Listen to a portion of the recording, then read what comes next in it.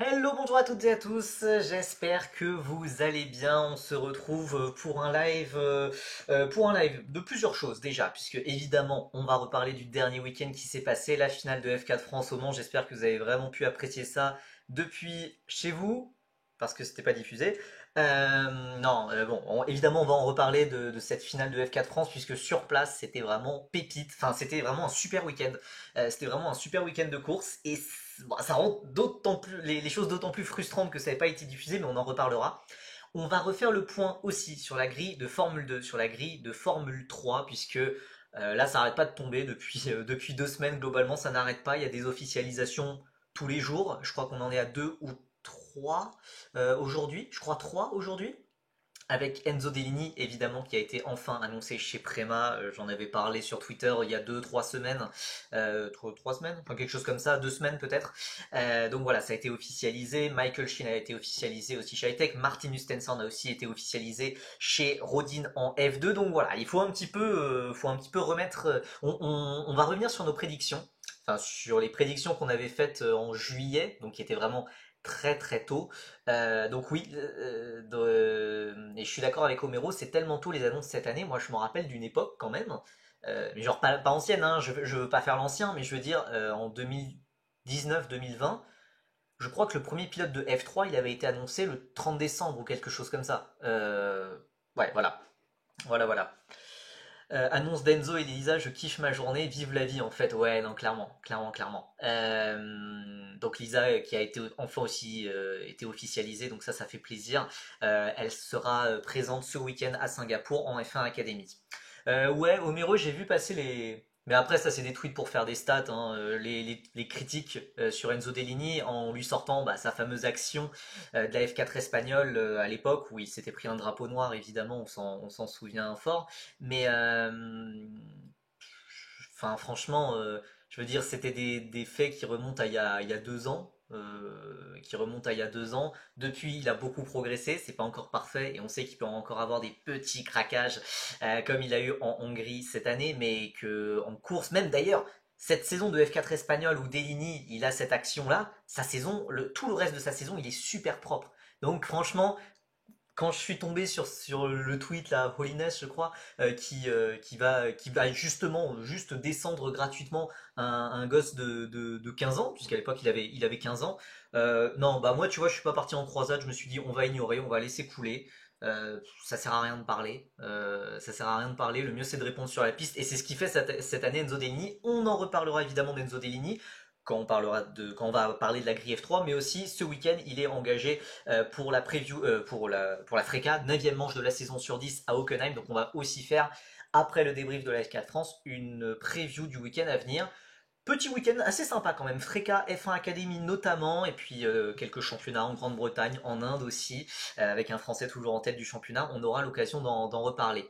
Non mais enfin après, enfin, évidemment, quand tu connais pas le pilote, quand tu connais pas le contexte, etc., évidemment que tu vas critiquer le pilote qui fait cette action, mais enfin, les gens se rendent pas compte que c'était des faits d'il y a 2 ans, que c'était un pilote de 15 ans, enfin bref, voilà, ça sert à rien de revenir là-dessus. Il a purgé sa peine, il a été suspendu pendant 2 mois quand même, hein, il a loupé le début de la saison de F4 Emirati à cause de ça, il n'a pas pu bien se préparer à la FRECA à cause de ça. Voilà, c'est.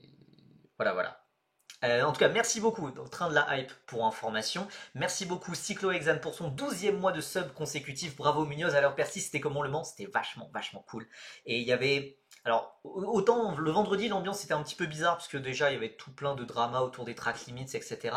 Et surtout, il n'y avait pas beaucoup de monde. Samedi et dimanche, il y a quand même eu plus de monde, donc invités hein, par les pilotes. Enfin, les familles devaient payer des passes supplémentaires et ça revenait assez cher hein, quand même de ce que j'ai compris. Donc voilà, au final, il y a quand même eu des vraies célébrations, il y a quand même eu une vraie ambiance. Mais c'est vrai que le début du week-end, j'ai eu un petit peu peur quand même. Je vais en profiter aussi pour remercier Mathieu qui a sub pour son 17e mois, et purée, qui a sub pour son 17e mois en début de live pendant l'intro. Alors attendez, je relis les commentaires. Donc oui, la bataille du titre incroyable. Ouais, non, en Freka, on va se régaler. What are your expectations for Enzo? Or do you need to wait until testing starts to get a better read on the situation? Et donc Enzo qui va rejoindre Prema en F3, hein, ça a été annoncé ce matin. Je sais pas trop à quoi m'attendre pour Enzo, puisque Prema a une saison très compliquée, mais a vraiment remonté la pente. Oh waouh waouh waouh! On a le craquage, on a le craquage annuel ou biannuel de Julien Envia. Merci, merci, merci, merci beaucoup. 20 subs, mais pardon, 20 subs. Alors déjà, il y a la notif, la notif, on va pas s'en sortir, hein. La notif, elle va pas arrêter de sonner pendant. Oh waouh! Oh waouh waouh waouh! Alors ça, là, mais ça, tu régales, tu régales. Merci beaucoup à toi. Je pense qu'on pouvait pas mieux commencer ce live, mais c'est vrai qu'il fallait quand même célébrer cette double annonce. Voilà, Enzo Dellini, Lisa Billard. En plus, je l'avais pré-shot en premier. J'avoue que je suis pas peu fier sur ce coup-là. Waouh! Attends, donc Julien Viave, futur talent F1 sur Twitter, a offert 20 subs à Tommy117, GT10 Aristide, Batchi28, Julien M85, Marvin SNK, YT Val Games, Aiko7O, Lilou Jula, Fab77230, HHHF1, Guitou89, Axel Benedetto, Linspin23, Pauline SCHT, Fafnir TV, Francis Fromage, Evan Pile 29, Xeland4, GMD63, Guillaume 8816, Lucas 1093, Jouka 3, Tom Prime 21, Pseudo Provisoire, Alan FBR 29. Tu régales, tu régales. Bon, par contre, la notif de sub, elle va durer jusqu'à la fin du live, hein. Waouh! Bah, nouveau record du train de la hype. Bah, tu m'étonnes, tu m'étonnes. En quel honneur ce kiff? Bah, voilà, Enzo. Attends, il y a eu un double sub gift? Attends, quoi? Comment ça, il y a eu un double sub gift? Attends, mais oui, Valorant, pardon! Valorant aussi qui a offert 4 subs à Lucas 1093, Juka 3, Tom Prime 21. Et oui, en fait, t'as offert 5 subs. Pardon, pardon. Ouais, il y a deux subs qui vous êtes télescopés en même temps. Oh, c'est exceptionnel. Oh, merci beaucoup. Oh, merci beaucoup. Vous régalez. Vous régalez. Vous régalez. Bon, est-ce que je peux le lancer le live ou Allez, Matché qui continue sur la lancée, là qui offre un sub à Thiago98. Ah, c'est exceptionnel, c'est exceptionnel. Vous êtes complètement dingue. Vous êtes complètement dingue. Bon, écoutez, pour commencer ça, je pense qu'on va revenir sur la F2, la F3. Alors, évidemment, j'ai préparé un petit PowerPoint. Tu vas pouvoir changer de PC à cette allure, bah je pense, hein. Je pense. On est quasiment sur une nuit à Melbourne ce soir. Bah, vu le nombre de. En vrai, c'est peut-être le record, hein. C'est peut-être le record de subs sur un live, hein, je pense, hein. C'est pas impossible. C'est pas impossible. Là, Amazon, ils vont régaler ce week-end. Enfin, non, le week-end d'après. Ouais, record, oui, bah oui. Ouais, c'est pas étonnant. C'est pas étonnant. Eh bah, merci beaucoup. Alors, avant de vraiment, vraiment commencer. Ouais, le train de la hype, ouais, niveau 6, moi j'ai jamais vu ça, hein. Je savais même pas qu'il y avait 6 niveaux, moi. Donc, on a évidemment débrief de F4 France à faire, preview de Freka, de F1 Academy, très bien. Mais dans un premier temps, quand même, on va changer d'écran. Ouais, ouais, la notif des subs. On va passer sur mon petit. Tu n'affiches pas ton nombre de subs. Non, mais ça doit pouvoir se trouver sur Twitch, non? Sur ma page d'accueil, non? Oups, il y a peut-être que mon nombre de follow. Je ne sais pas. Je ne sais pas exactement comment. Je ne sais pas si c'est affiché le nombre de subs. Mais sinon, bah, je suis à une quarantaine. Ouais, je dois être à une quarantaine, cinquantaine peut-être là maintenant, du coup. 7, waouh. Mais attendez, mais Francis Fromage, oui, qui a offert un sub. Attends, on remercie. Ouais, Francis Fromage qui a offert un sub avec Strig, mais waouh. À ce rythme-là, tu vas finir par avoir plus de budget qu'Evan Gilter là. Bah, pas dur. Non, mais c'est exceptionnel. Mais franchement, je me dis, attends, faudrait que je réinvestisse ça dans des pilotes, hein. Bon, écoutez, on a cette grille de F3 qu'on avait faite à l'époque. On a cette grille de F3 qu'on avait faite à l'époque et maintenant il va falloir la mettre à jour. C'était des choses qui avaient été faites en juillet. Et franchement, quand j'ai relu ça, je me suis dit, au début, je me suis dit, mais purée, mais je suis un génie, j'avais tout prévu. Et en fait, bah, une fois passé Trident Campos MP, je me suis rendu compte que j'avais rien. Voilà. J'avais des pilotes qui étaient dans les autres options, mais voilà, que j'avais pas dans les titulaires. Donc voilà. Mais vous êtes fous, mais vous êtes fous. Mais Julien Iviave, mais garde un peu ton argent pour toi. Mais c'est pas possible. Attends, qui a offert des subs encore à Tonton Saddam, OLMI 04, Zestorus, Cut 0, IMN 17, Cric Richard 1972, Alice 100. Mais waouh! Tu vas nous leak encore la grille Trek? Non, bah déjà parce que j'ai pas touché au Google Doc. J'ai pas touché au Google Doc et puis en plus j'ai pas spécialement beaucoup plus d'infos. Comme vous pouvez le voir, et d'ailleurs on aura l'occasion d'en reparler quand on va débriefer la F4 France. Quand on va débriefer la F4 France, j'ai fait un article qui est sorti sur feederseries.net, n'hésitez pas à le lire, je vais en refaire la pub, mais j'ai essayé de savoir où serait l'avenir des meilleurs pilotes du championnat, très bien. Euh, mais le fait est qu'actuellement, on a encore beaucoup de questions sans réponse. Voilà, beaucoup de pilotes de F4 actuellement vont aller en Eurocup 3, vont aller en FREC, mais on ne sait pas encore quel championnat. Attends, oui, le compte de Valorant donne des subs bonus dès que des 5 plus gift subs sont lâchés. Quoi? Attends, c'est Valorant, le jeu, là, le vrai jeu qui régale. Attends, c'est exceptionnel. Percy, tu veux désormais investir dans la création d'un serveur Discord. Ouais, mais tu vois, est-ce que ça ferait pas un petit peu doublon par rapport à Feeder Series, puisqu'il y a aussi le Discord de Feeder Series. Je sais pas si ça serait si pertinent. Après, ça permettrait de parler en français. Je me rends pas vraiment compte. C'est sur tous les streams, purée, j'étais pas du tout au courant, hein. J'étais pas du... Attendez, si je... Alors, merci beaucoup pour les subs, mais déjà, si je coupe ça, si je coupe le truc speakers, dans Feeder Series, on parle que anglais. Bah écoutez, pourquoi pas, hein. Pourquoi pas. Perso, je parle jamais sur le Discord Feeder Series, mon anglais est éclaté. Bah écoutez, ce sera peut-être un projet que je pourrais faire, ouais. Faudrait que je me renseigne. Je sais qu'il y a des potes à moi qui ont déjà fait des serveurs Discord, mais ce serait comme le serveur Discord Feeder Series, mais sans la mauvaise foi et les avis désastreux. Et avec plein de bonnes objectivités pro-françaises comme on aime. Bon, on va remettre à jour ça déjà. Si t'as besoin d'aide pour setup, bah je vous tiendrai au courant. Mais en vrai, c'est un projet qui peut être sympa un petit peu. Ouais. On serait super objectif, bah je me doute, hein. Je me doute. Bon, déjà on va remettre un petit peu à jour, voilà, ce que j'avais fait en juillet. Alors, on avait Slater, Stromstep de Palo, je voudrais pas dire, mais j'ai eu un 3 sur 3. C'est assez rare pour le souligner, mais j'ai eu un 3 sur 3 dès le mois de juillet, et ça c'est quand même à souligner, hein. Il y a vraiment tout le monde qui est sub dans le chat, c'est excellent, franchement, vous êtes exceptionnels, hein. Ernesto Rivera, Théophile Nael, ça a été officialisé les deux, donc ça, j'ai eu bon. Chez MP, Justy Kolnagi, ça a déjà été officialisé aussi. Bah voilà, on a tous les pilotes. Non, Carrasquedo aussi, il était bon. Il a été officialisé chez Van Amersfoort. Le reste, j'ai tout faux. Une prière pro Delini sera obligatoire tous les jours.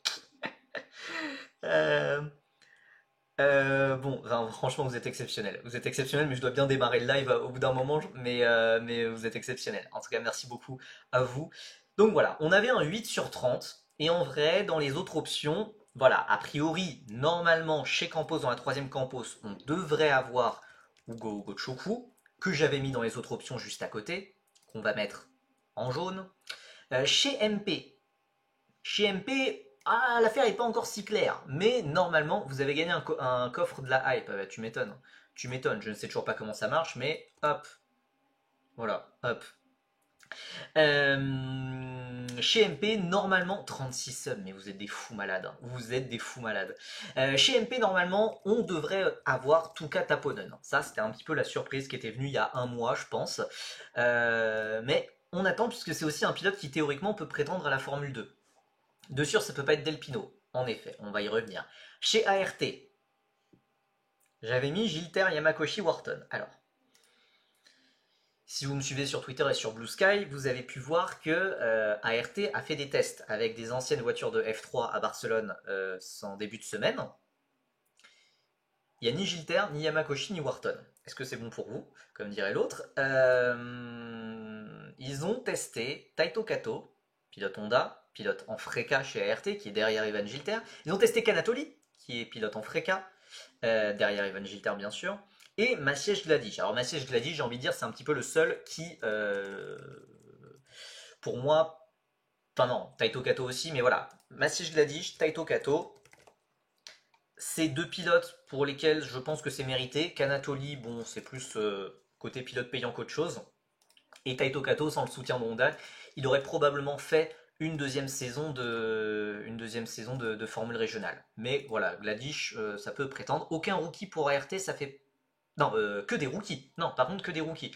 Maintenant, je vais mettre quand même Canatoli en orange, puisqu'il a testé, certes, mais Gladys, je l'entends pas mal. Taito Kato, je vais même envie. Quasiment, je vais le mettre en vert, hein, vu tout ce que j'ai entendu sur lui. Taito Kato, a priori, vraiment, c'est Honda qui pousse à fond pour le mettre. Donc, je vais mettre Kato en vert clair. Voilà. Et donc, ça veut dire pas d'Evan Gilter. Gladish, il est assez cata en Eurocup 3 pour être honnête. Ouais, après je me dis, est-ce que ça peut être un petit peu comme Jules Caranta, parce que Maciej Gladish avait été vraiment très très bon cet hiver. Et ouais, moi j'ai confiance en lui. Ouais, je sais. C'est vrai que ces derniers week-ends, il a été très transparent. Mais ouais, Rip Gilter en monoplace, ouais. Oui, Gladish, il a gagné le championnat hivernal, ouais, devant Mattia Kolnaghi. Et ensuite, qu'est-ce qui s'est passé? Est-ce qu'il a perdu confiance? Est-ce qu'il s'est perdu dans le setup? Est-ce que j'ai pas vraiment d'explication, mais voilà, il n'a pas pu tout perdre comme ça, et voilà. Pour Evan, je ne sais pas encore ce qu'il fera. Je ne sais pas encore ce qu'il fera parce que globalement, peut-être même une troisième saison de Formule régionale, peut-être que ça serait pas forcément. Enfin, peut-être qu'Evan n'irait pas forcément dans cette direction-là. Car ce que j'avais dit moi sur Twitter et sur Blue Sky, c'est que ART, qui manage la carrière d'Evan Gilter, allait prendre Evan pour le garder en Freca, qui deviendra Frec en 2026, pour aller rouler avec la nouvelle voiture. Il y a la Frec introduit une nouvelle voiture en 2026, le but serait de développer sa voiture. Mais a priori, il ne devrait pas faire une troisième saison de Freca. Ça, c'est une petite info que j'ai eue aujourd'hui ou hier. Euh, mais donc, du coup, je ne sais pas où il va. Est-ce que, ouais, c'est vrai, là, comme ça, je pense à la GB3. Bien vu, Antoine FRT. Fremec plus GB3, pourquoi pas. Mais enfin, oui, voilà. La dernière info que j'ai, c'est que normalement, il ne devrait pas refaire une troisième saison. Et du coup, là, je me dis, bah attends, tu fais pas une troisième saison de Freca, tu fais pas de la F3, en tout cas avec ART, ou est-ce que Dams peut être une option? Je sais pas. Est-ce que Dams peut être une option? Je ne sais pas. Ou est-ce que. Mais non, mais de toute façon, il faudrait du budget. Et vraiment, le truc, c'est que c'est ART qui manage généralement la carrière. Pilote titulaire en Fun Cup. Bah alors, en Fun Cup, il devrait avoir un volant. Ça, il n'y a pas trop de soucis. Il y a pas trop de soucis. Percy, tu lâches que des bombes en ce moment entre l'article d'hier et ça. Bah ouais, mais là, c'est une semi-bombe. Genre, je sais pas, je suis pas plus avant. Enfin, je sais pas. Je sais pas exactement où ça va. Genre, quelle est la finalité? Ok, Evan, tu refais pas une troisième année de Freca, mais du coup.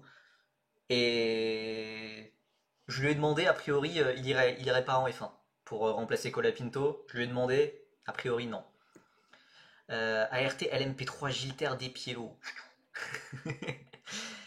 Il y a une raison du pourquoi ART veut pas de lui en F3.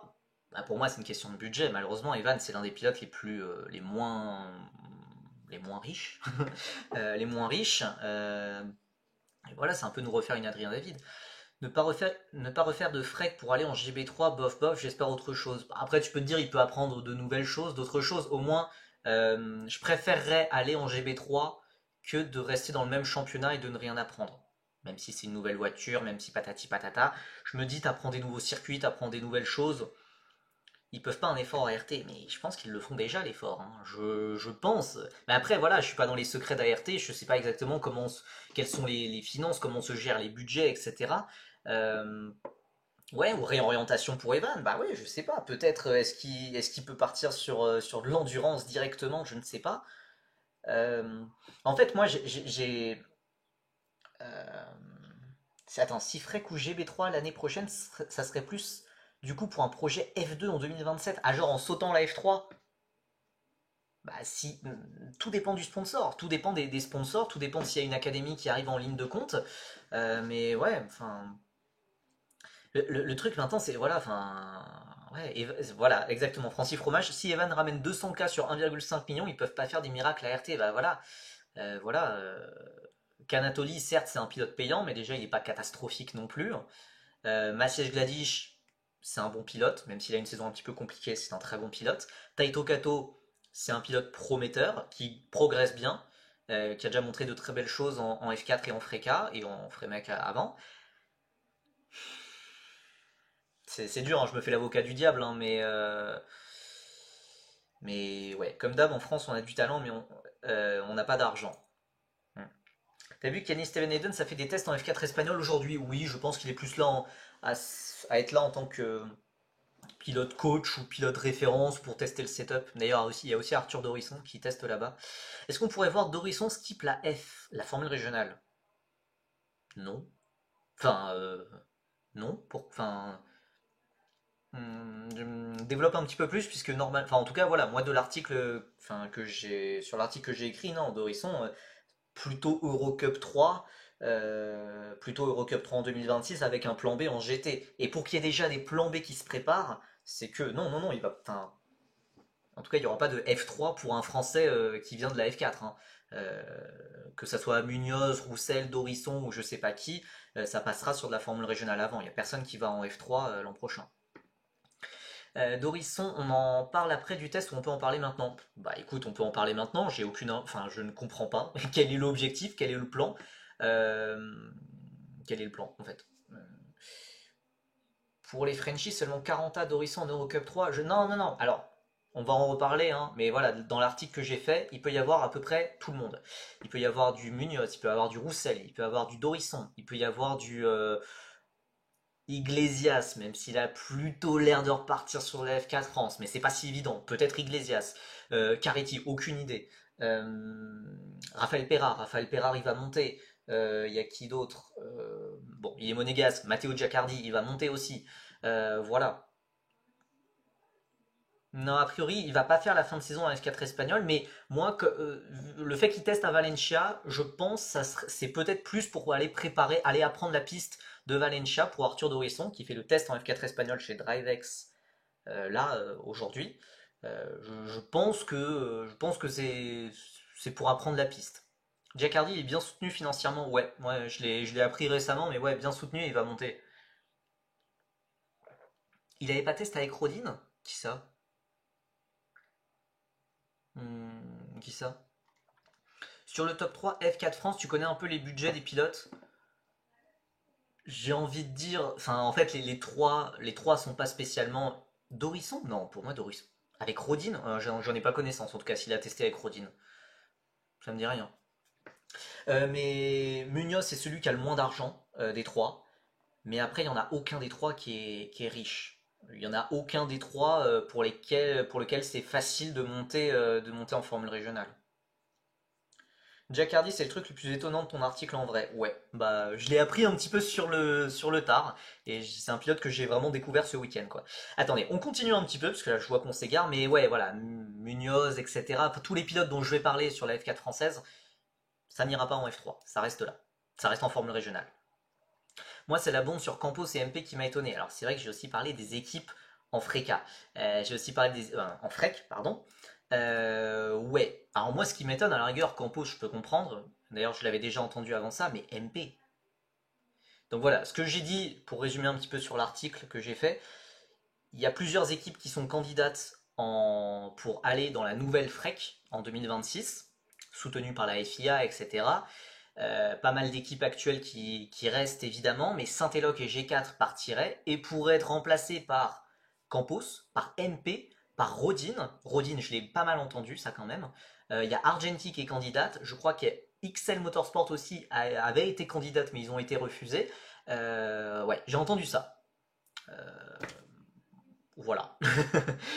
Voilà, maintenant on va voir. De toute façon, il n'y aura que 10 équipes. Hein, donc il n'y aura que 10 équipes, il n'y aura pas de la place pour tout le monde, forcément.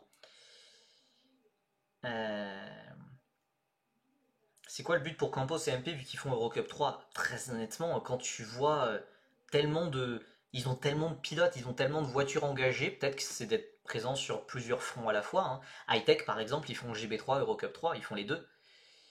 Pas d'équipe random perdue du Moyen-Orient. Ah non, ouais, j'espère. Je pense que justement le but c'est de devenir plus sérieux à nouveau, quoi.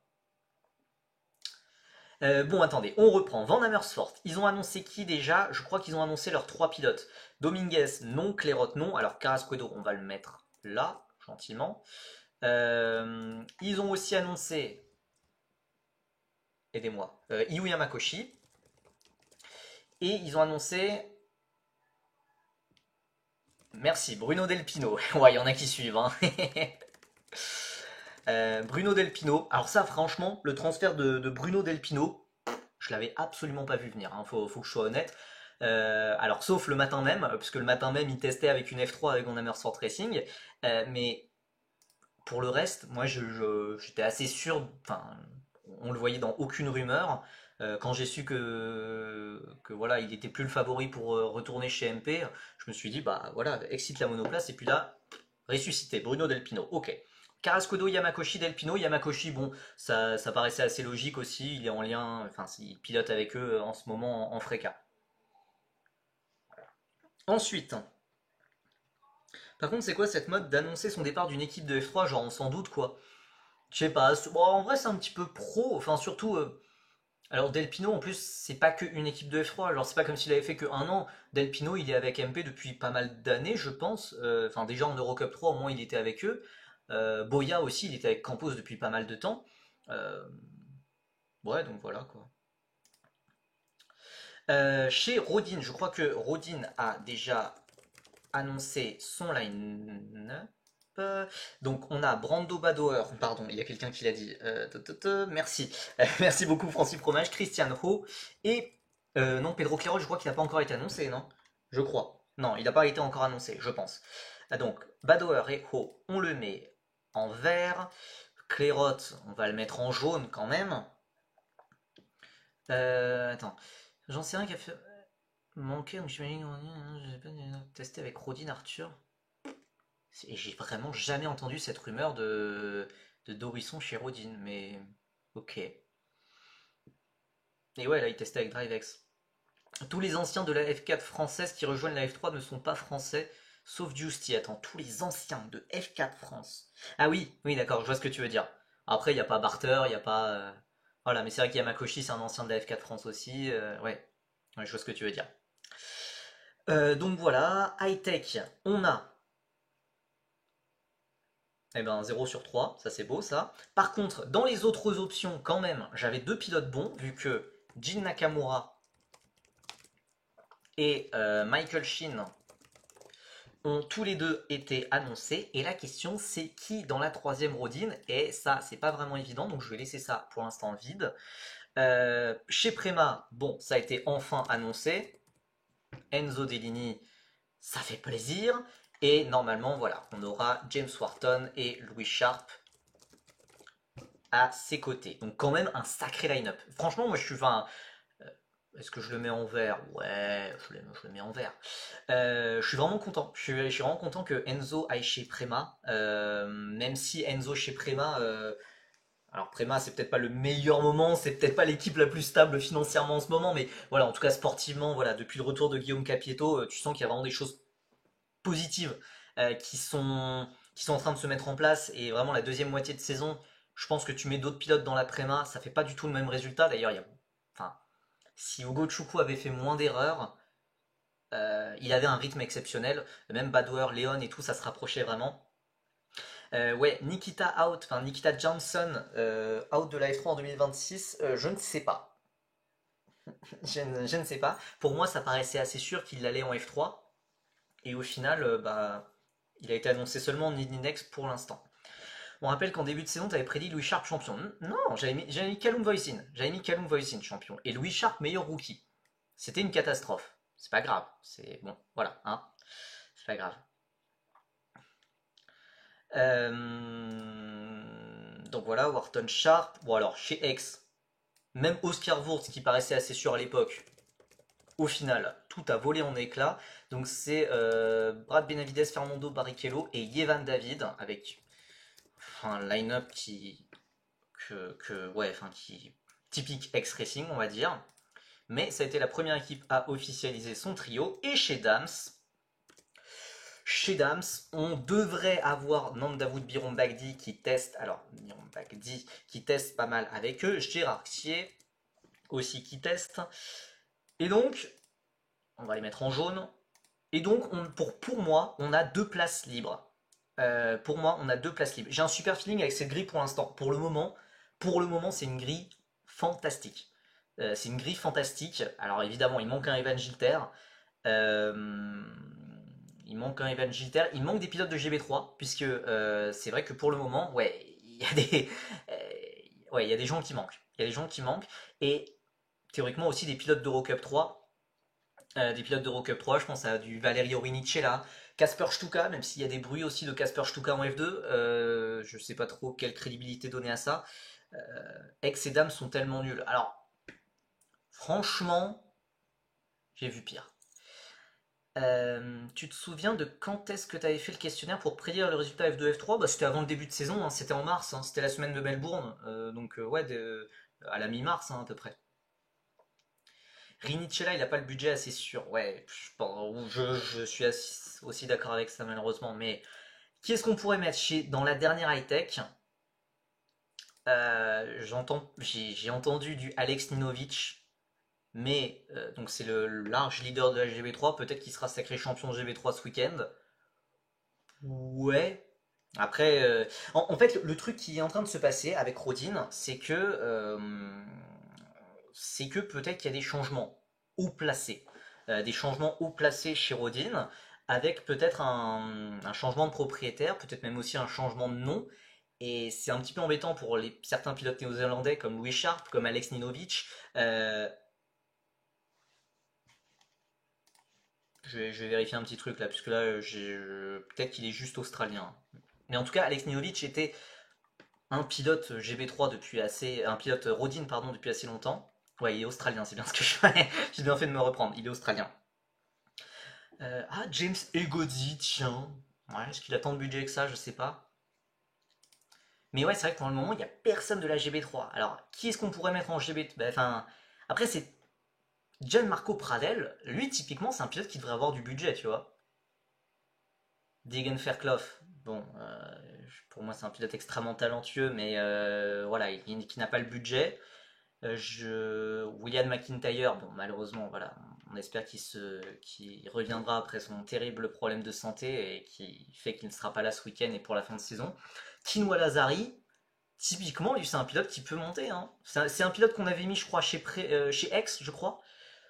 C'est un pilote qui peut monter aussi, mais j'ai du mal à croire qu'un Alex Novic qui est champion de GB3 ne monte pas, en fait. Je... Mais voilà, il a toujours été chez Rodin, hein.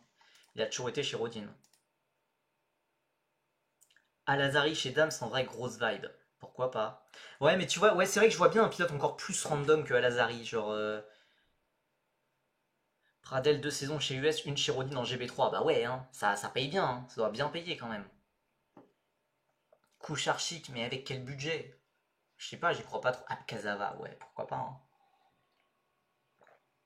Heusenroder. J'avoue que là, vraiment, c'est les deux baquets. C'est les deux baquets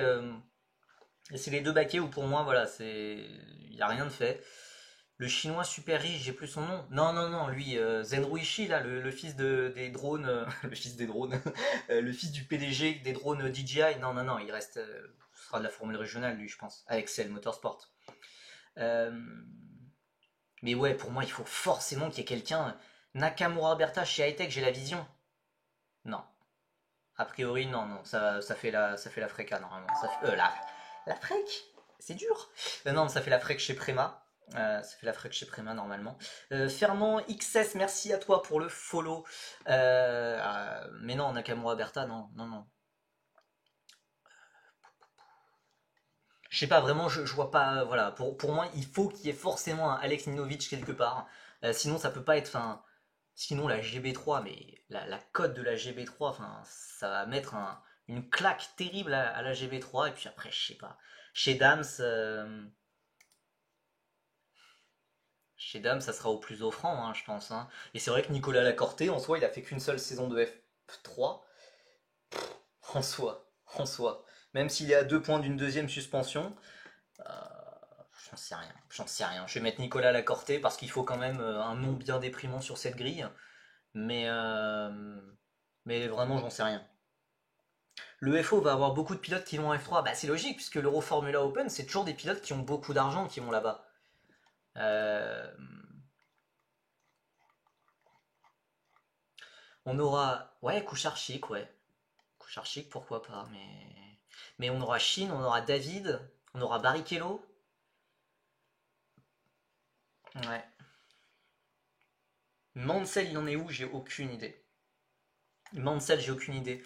You can speak English if you want, hein, but I can't always answer to every comment in English because it's a live stream in French, of course, but you can speak in English if you want.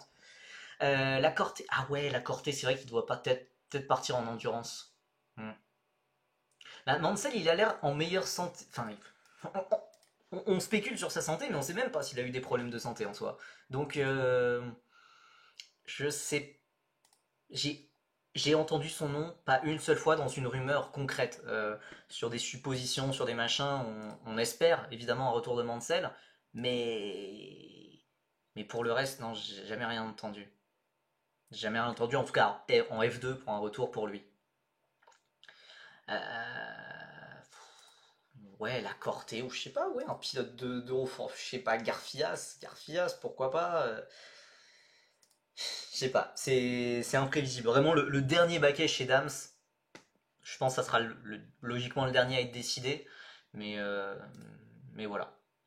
Et en F2, alors en F2 c'est encore plus compliqué, donc voilà, en F3, Slater Stromstead de Palo, chez Campos Rivera Nael, normalement Ugo Choukou, chez MP Giusti Colnaghi, normalement Taponen, chez ART Gladish Kato, normalement Kanatoli, chez Van Amersfoort Carrasquedo Yamakoshi Del Pino, chez Rodin Badoer Christian Ho, normalement Pedro Clerot aussi, Hightech Jin Nakamura, Michael Sheen, on a mis Alex Ninovic pour le fun, mais voilà, pas d'infos là-dessus. Chez Prema, Delini, normalement Wharton et Sharp avec lui. Chez X, Benavides, Barrichello, Fernando Barrichello, Yevan David. Chez Dams, Biron Bagdi, Gérard Chier et un pilote random que je vous laisse choisir. Euh, Ouais, mais Christian Mansell, oui, c'est sûr, il est trop gentil. Il est trop gentil, mais enfin, ouais, j'espère vraiment qu'on le reverra. Gilter redouble, retriple, tu veux dire. Non, non, non, voilà, comme je l'ai dit en début de live, comme je l'ai dit en début de live, c'est pas, on sait pas, et a priori, contrairement à ce que j'ai dit sur Twitter et Blue Sky, il ne devrait pas refaire de troisième saison en Formule régionale, donc je n'ai aucune idée d'où il va. Est-ce que ça fait de la GB3? Est-ce que ça peut être la surprise du chef en F3 chez Dams? Je n'y crois pas, mais voilà. Est-ce qu'il part de la monoplace? Est-ce que je ne sais pas. Je ne sais pas. Ah, c'est intéressant. Chez Campos, il y a un nom qu'il n'y aura pas. Ça serait un sacré retournement de situation s'il n'y a pas d'Ugo Chukwu. Mais mes infos datent peut-être un petit peu, hein, mais je suis preneur si tu as des informations, bien évidemment. Euh, ouais, on peut toujours espérer un. Non, a priori, Jules Caranta, ça devrait plutôt refaire une deuxième année d'Eurocup 3. Maintenant, voilà, c'est ce que je comprends dans le sous-texte. C'est pas évident, hein. C'est pas évident parce que Jules, il était là tout le week-end au Mans, puisque en tant qu'ancien pilote de la F4 France, il vient sur toutes les manches presque. Et c'est dur de gratter des infos. C'est dur de gratter des infos, mais de ce que je comprends dans le sous-texte, mais vraiment, ou plutôt, c'est pas. C'est dur, mais en tout cas pour le moment il dit que rien n'est fait, rien n'est décidé, mais on va plutôt dans le sens d'une deuxième année d'Eurocup 3, j'ai l'impression. Je ne sais pas. Bon, écoutez, on va garder ça pour la F3. Euh, Pourquoi Eurocup 3 et pas Freak? Pour 40 ans, j'en sais rien. J'en sais rien du tout. Toujours avec Red Bull, vous savez, je ne sais pas. Honnêtement, moi comme ça, si je devais faire un pari, euh, au vu de la saison qu'il fait, et vous savez combien il a eu de la malchance et combien il s'est fait bully par voilà, pilote, commissaire ou mécanique ou voilà. Il avait fait un championnat hivernal exceptionnel, mais quand je vois comment Red Bull a jarté Enzo Dellini après un an en Frec, en Freca, du coup c'était Freca à l'époque, euh, j'ai du mal à voir comment Jules pourrait rester avec Red Bull. Et pourtant, voilà, pour moi, enfin, Red Bull a fait une erreur et aurait dû garder Dellini, et il est en train de le montrer cette année. Et voilà, maintenant je serais ravi de me planter complètement et que Red Bull le garde. Peut-être qu'ils vont éviter de refaire la même erreur qu'ils ont fait avec Deligny, de la faire avec Jules. Mais le fait qu'ils aient engagé Mattia Colnaghi, qui est aussi de la génération 2008, qui garde Ernesto Rivera, oui, c'est pas. C'est. Voilà. Donc j'espère que Red Bull va le garder, mais voilà, c'est dur, c'est dur. Euh, Alors, la F2. Voilà, on va passer à la F2. On va passer à la F2, je vous entends. Il y a moins de. Alors, ça, c'est ma prédiction de juillet. It's my prediction of July. So, we are going to make a few changes. Donc, on va mettre quelques Dunn redoubles. C'est possiblement aussi ce que j'ai entendu. En fait, de toute façon, pour Dunn, vu que tu me lances une perche là-dessus, pour Dunn, surtout, ce qu'il faut. Attendez, je remonte le classement de la F2. En fait, c'est un petit peu conditionné par rapport à son classement final. Et actuellement, ouais, il est cinquième. Il est cinquième et il est surtout à 21 points. Il est surtout à 21 points du top 3. Je sais pas pourquoi j'ai montré ça. Je vois le livre Senna derrière toi, il est bien. Ouais, ouais, je le recommande. Pour que je Attendez, il est où? Oui, il est de ce côté-là. Pour que je l'expose comme ça dans mon décor, c'est que moi j'avais adoré. J'avais adoré Senna. C'est quoi, attends, Imola le jour d'après de Hilario Pack, je recommande. C'est un exercice de style, mais très très très très sympa. Ils peuvent virer Turnvenish cool. Ouais, pourquoi pas. Après, le gars, il a gagné, hein. Il a gagné une course cette année. Je sais pas s'ils vont le virer. Et puis, il est un an plus jeune que Jules, tu vois. Je sais pas si. Euh, Qu'est-ce que je disais? Ouais, donc voilà. Dunn, pour le moment, euh, c'est un petit peu conditionné à un top 3. Puisque s'il y a un top 3 en F2, il a potentiellement sa super licence. Et ça peut changer des choses au niveau F1. Si vous voyez ce que je veux dire. Et potentiellement, ça peut être un candidat de dernière minute chez Racing Bulls notamment, potentiellement aussi chez Alpine, mais voilà, plutôt chez Racing Bulls, je crois. Euh, Car, en tout cas, ce que j'ai entendu, c'est que pour le moment, Alex Dunn serait plutôt candidat, visiblement, à redoubler en F2 dans un but d'avoir la F1. Ouais, pour aller chez Racing Bulls. Pour potentiellement faire un duo, voilà. McLaren virerait Norris? Non, non, non, c'est sans McLaren, hein, tout ça. Non, non, non, c'est sans McLaren. Il peut pas faire la Formule Régionale Océanie pour la licence. Non, c'est trop tard. Alex Dunn, il a fait de la F2. La Formule Régionale Océanie, tout comme la Moyen-Orient, ou voilà, c'est des championnats que depuis 1 ou 2 ans, qui sont autorisés que à des pilotes n'ayant jamais fait de F3, F2 ou IndyCar ou Super Formula ou que sais-je. C'est pour ça que par exemple Colton Herta, pour sa super licence, il est jamais parti en Océanie. D'ailleurs, je suis en train de me reprendre. Lindblad avait. Attends, Lindblad, il a fait l'Océanie quand? Il a fait l'Océanie. Oh là, je suis en train de me perdre dans les années. Je suis en train de me perdre dans les années, mais pour sa super licence. Oui, il l'a fait cet hiver, je crois. Oui, non, c'est ça. Donc avant la F2, pardon. Mais voilà, maintenant, vu que Dunn a fait de la F2, il est plus éligible. Donc oui, oui, je me suis un petit peu planté. Il faut pas avoir fait de F2 ou de. En fait, c'est par rapport au rapport poids-puissance, je crois, des voitures. Et il n'avait pas encore fait de course en Formule 2, et c'est pour ça que ça a été accepté pour Lindblad. Mais Dunn, il a déjà fait une saison complète, donc pas possible. Ça, c'est le tableau de juillet ou actuel? Le tableau de juillet. C'est le tableau de juillet. Attends, on va le mettre un petit peu à jour. Alors, chez Invicta, bon, Camara, il n'a pas été annoncé officiellement, je crois.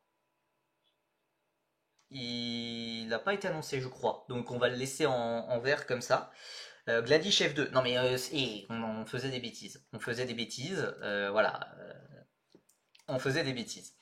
Actuellement, alors Stanek est peut-être toujours candidat, mais visiblement celui dont la cote grimpe pour aller à ses côtés, ça serait Joshua Durksen. Maintenant, le truc, de ce que j'ai compris, c'est que Fornaroli pourrait aussi être un candidat.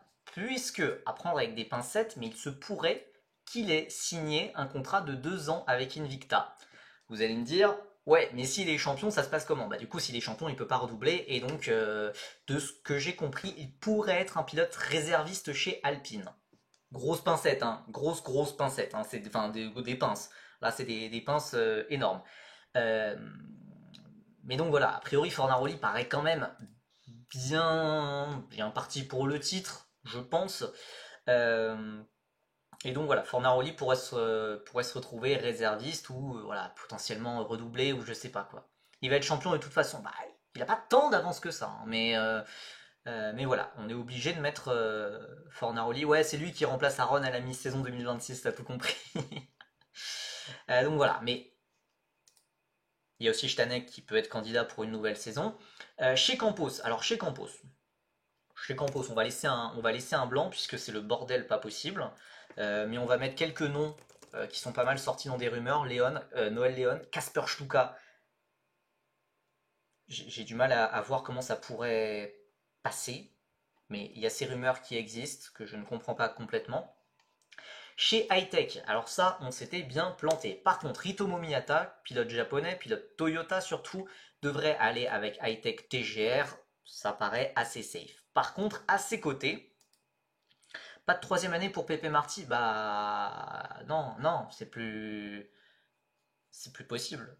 C'est plus possible pour Pepe. Enfin, il y a plus d'intérêt, en tout cas pour Red Bull, pour mettre Pepe Marty, puisque potentiellement, il y a Lindblad qui lui passait devant, qui pilote plus jeune, 2 ans plus jeune. Non, ils vont passer à la nouvelle génération. Et puis derrière, il y a Colnaghi, il y a Rivera qui arrive, etc. Potentiellement Caranta aussi. Non, non, non. Malheureusement, Pepe Marty, je l'adore, mais son train est passé. Et puis une troisième année de F2, qu'est-ce que ça lui apporterait vraiment? Après, est-ce qu'il peut tenter de rester sur une saison comme ça sans le soutien de Red Bull? Pourquoi pas, on l'entend pas trop en tout cas. Miyata va faire combien de saisons en F2? Bah ouais, ça serait sa troisième du coup.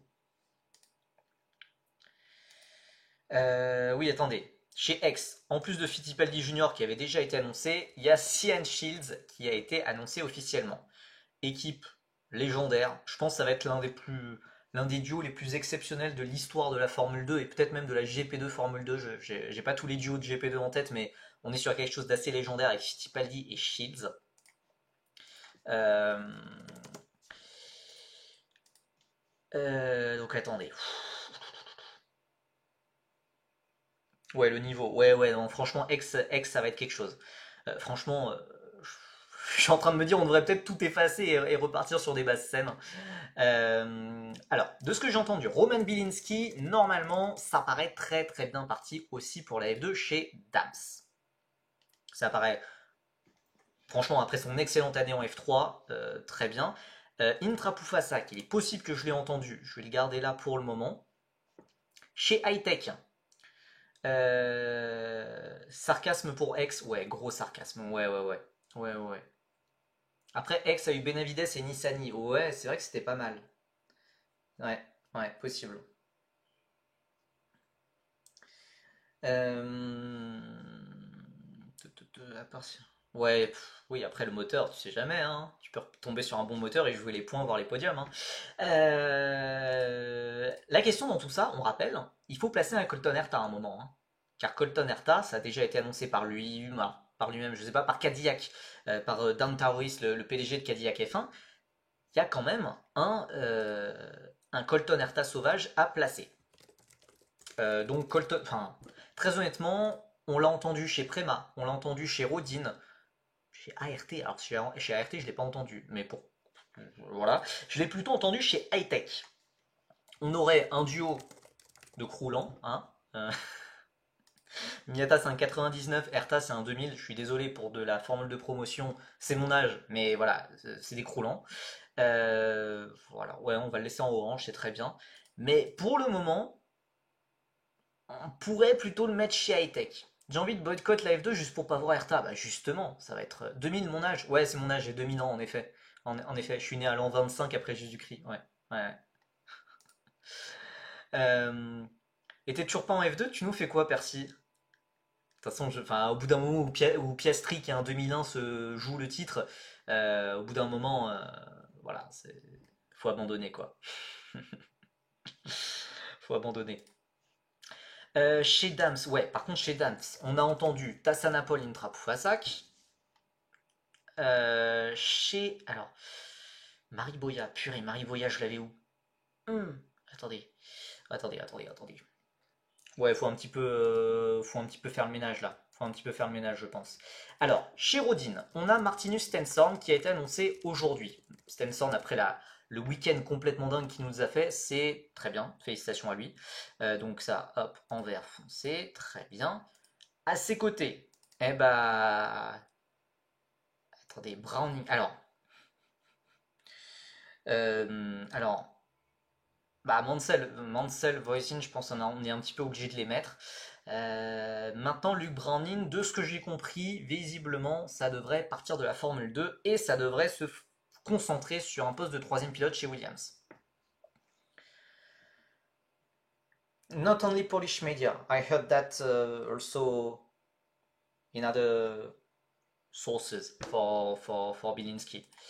Euh, pour le moment, celui qui serait le plus proche, mais là encore, ça dépend de son classement, ça serait Alex Dunn. Je vais le mettre en orange. Alors, Taponen, non, on a dit qu'il partait en F3. Sébastien Montoya, attendez, j'avais qui Montoya. Hop, attendez, appel à un ami. J'avais fait mes petites notes à côté. Mes petites notes à côté pour mettre à jour. Puisque Marie Boya, qui aurait pu être un candidat chez Campos, il a annoncé quitter Campos. Il a annoncé quitter Campos. Montoya, je pense qu'il devrait rester là. Bah, Marie Boya que j'ai mis en autre option quand même, il paraît plutôt bien là. Mais j'ai aussi entendu, alors ça paraît plus surprenant vu qu'il a fait toute sa carrière depuis ses débuts en formule de promotion avec ART, j'ai aussi entendu du Van Eupen potentiellement. Attendez, je mets Boya, Van Eupen. Celui que j'ai entendu, alors je vais quand même garder non, je pense que je vais quand même garder Lorenz Van Eupen chez ART, ça paraît le plus logique, mais c'est un petit peu plus des vibes qu'autre chose. Euh, Par contre, celui qui paraît assez sûr, et je vous en avais parlé, je l'avais mis dans autre option, mais voilà, c'est que Kouchmaini devrait bien refaire une deuxième année, si seulement c'était sa deuxième année, une quatrième année de Formule 2 chez ART. Je cherche pas forcément à comprendre pourquoi, hein, mais Kouchmaini, voilà, ça pourrait refaire une énième saison, une quatrième saison chez ART. Évidemment, dans tout ça, j'ai pas parlé de Victor Martins, mais Victor Martins, ça part ailleurs. Peut-être plutôt de l'endurance, de ce que j'ai compris. Euh, Ouais, je croyais qu'il allait en Super Formula. Bah, je sais, enfin, ouais, je sais que sur Discord, sur Discord, non, dans le chat Twitch, sur des lives précédents, vous aviez dit ça, mais non, non, vraiment, enfin, moi, on me dit vraiment ART. Can Toyota replace Miyata with Esteban Masson in high-tech? My dream, my dream. Alors évidemment, voilà, est-ce que Toyota pourrait placer des pilotes français, des jeunes pilotes à eux actuellement? Esteban Masson, on rappelle, c'est un pilote Toyota. J'avoue que j'ai du mal à comprendre. D'ailleurs, comme à l'habitude, petite rubrique Esteban Masson qui a roulé au Nordschleife pour faire la première fois en même temps que Verstappen sur une GT4 Toyota, avec d'autres pilotes officiels Toyota. Bah oui, enfin, j'avais vu passer ça, mais euh, je ne... Comme toujours, c'est très difficile à lire la stratégie de Toyota avec ses pilotes. C'est très difficile à comprendre.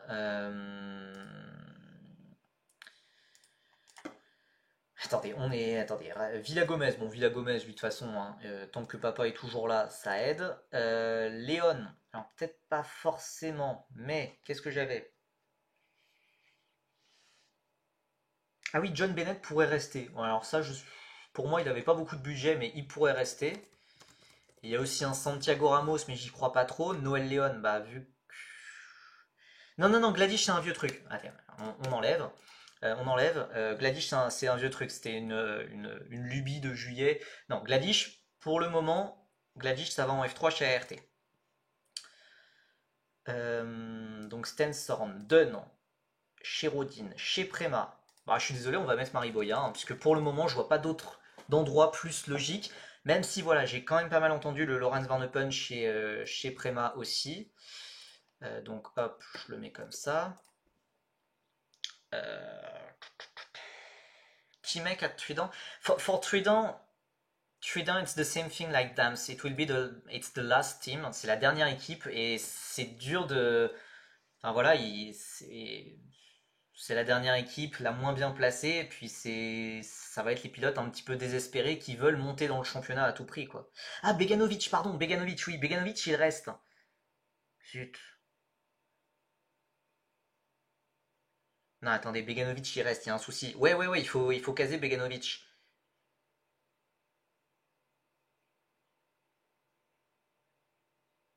Je suis en train de voir je suis en train de voir mes petites notes là. Attendez, il y a des trucs qui vont pas. J'ai trois pilotes chez Dams. J'ai trois pilotes chez Dams puisque j'avais marqué Beganovic là. Mince. Mini, il se barre. Alors, Mini, il pourrait.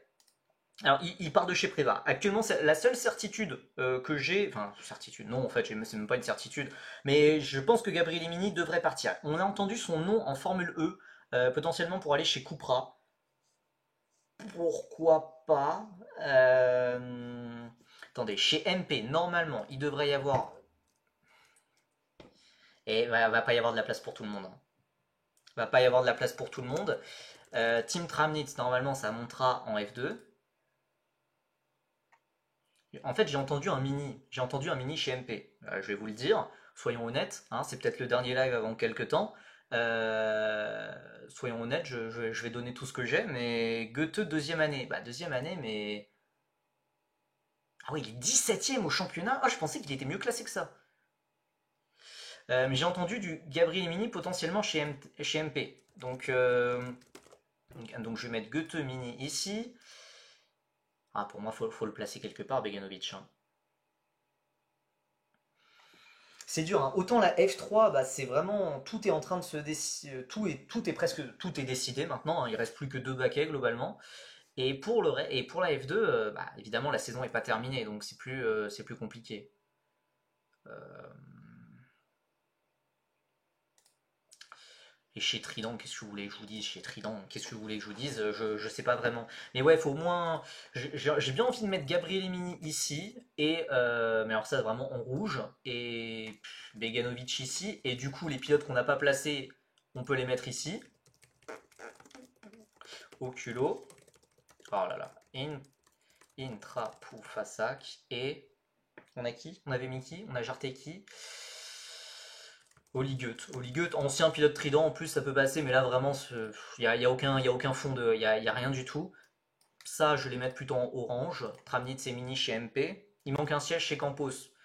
J'ai entendu Noël Léon. Maintenant, Noël Léon, je ne sais pas exactement où en sont ses finances actuellement, puisqu'il s'est séparé de All Road Management, et je ne sais pas quoi en penser. Ah, chez VAR, bah, du coup, j'avais entendu John Bennett potentiellement, qui pourrait rester, ça serait cool pour lui. Mais encore une fois, je vois pas trop d'où vient le budget.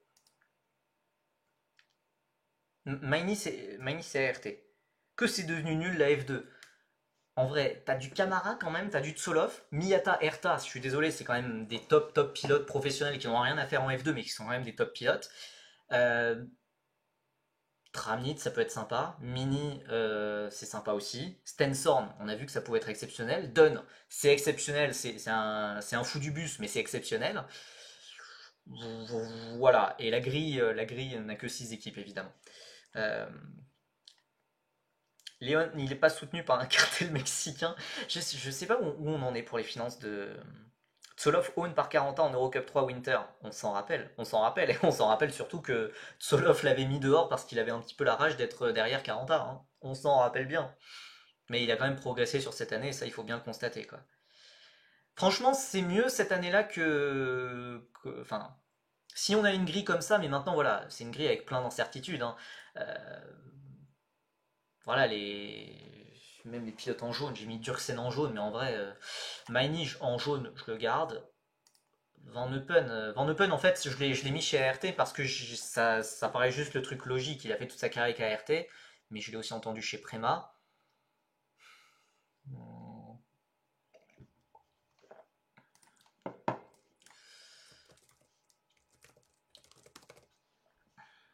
Ça voudrait dire la fin de Cordille, mais déjà cette année, c'était censé être la fin de Cordille, hein. Hightech, c'est pas si ouf que ça le line-up. C'est une folie furieuse. T'as un champion de Super Formula, t'as un vice-champion d'IndyCar. c'est exceptionnel. C'est absolument pas un line-up de formule de promotion, mais enfin, c'est deux top pilotes. Maintenant, comment ça va se passer? Comment ça va se passer leur adaptation à l'équipe? Pour Colton Herta, comment ça va se passer l'adaptation à la F2? C'est impossible.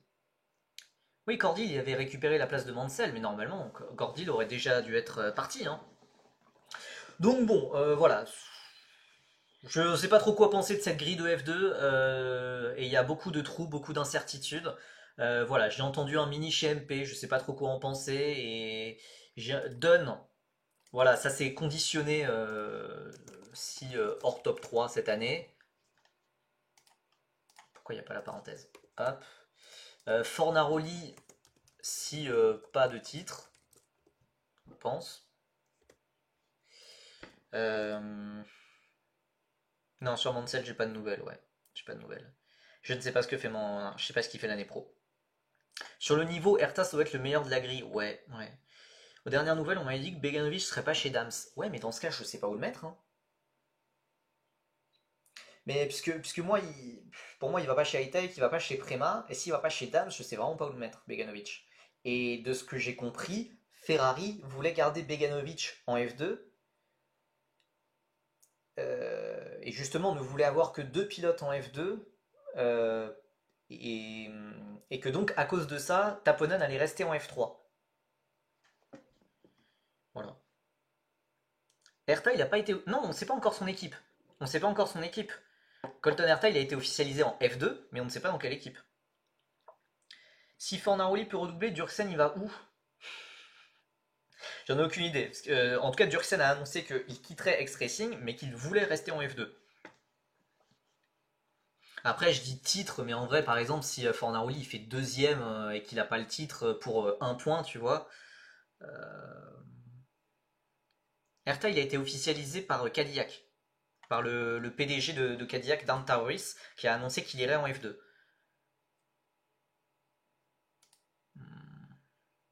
Mais on a trop de gens chez Prema. Si on met Beganovic chez Prema, il y a trop de gens. Je peux le mettre dans les autres options, mais voilà.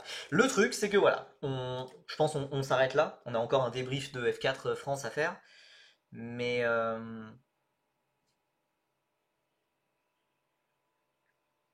ouais, voilà. Miata Herta, j'ai l'impression. Enfin, Herta, voilà, on l'a lié à plusieurs équipes différentes et pour le moment, ça a l'air de se stabiliser un petit peu là. Euh, No Charlie Wurtz. I don't know.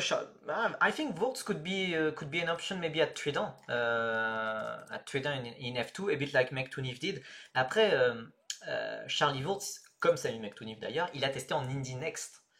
Il a testé en Indy Next, donc voilà. Beganovic a fait sa piche chez qui l'an dernier en F2? Chez Dams. Chez Dams.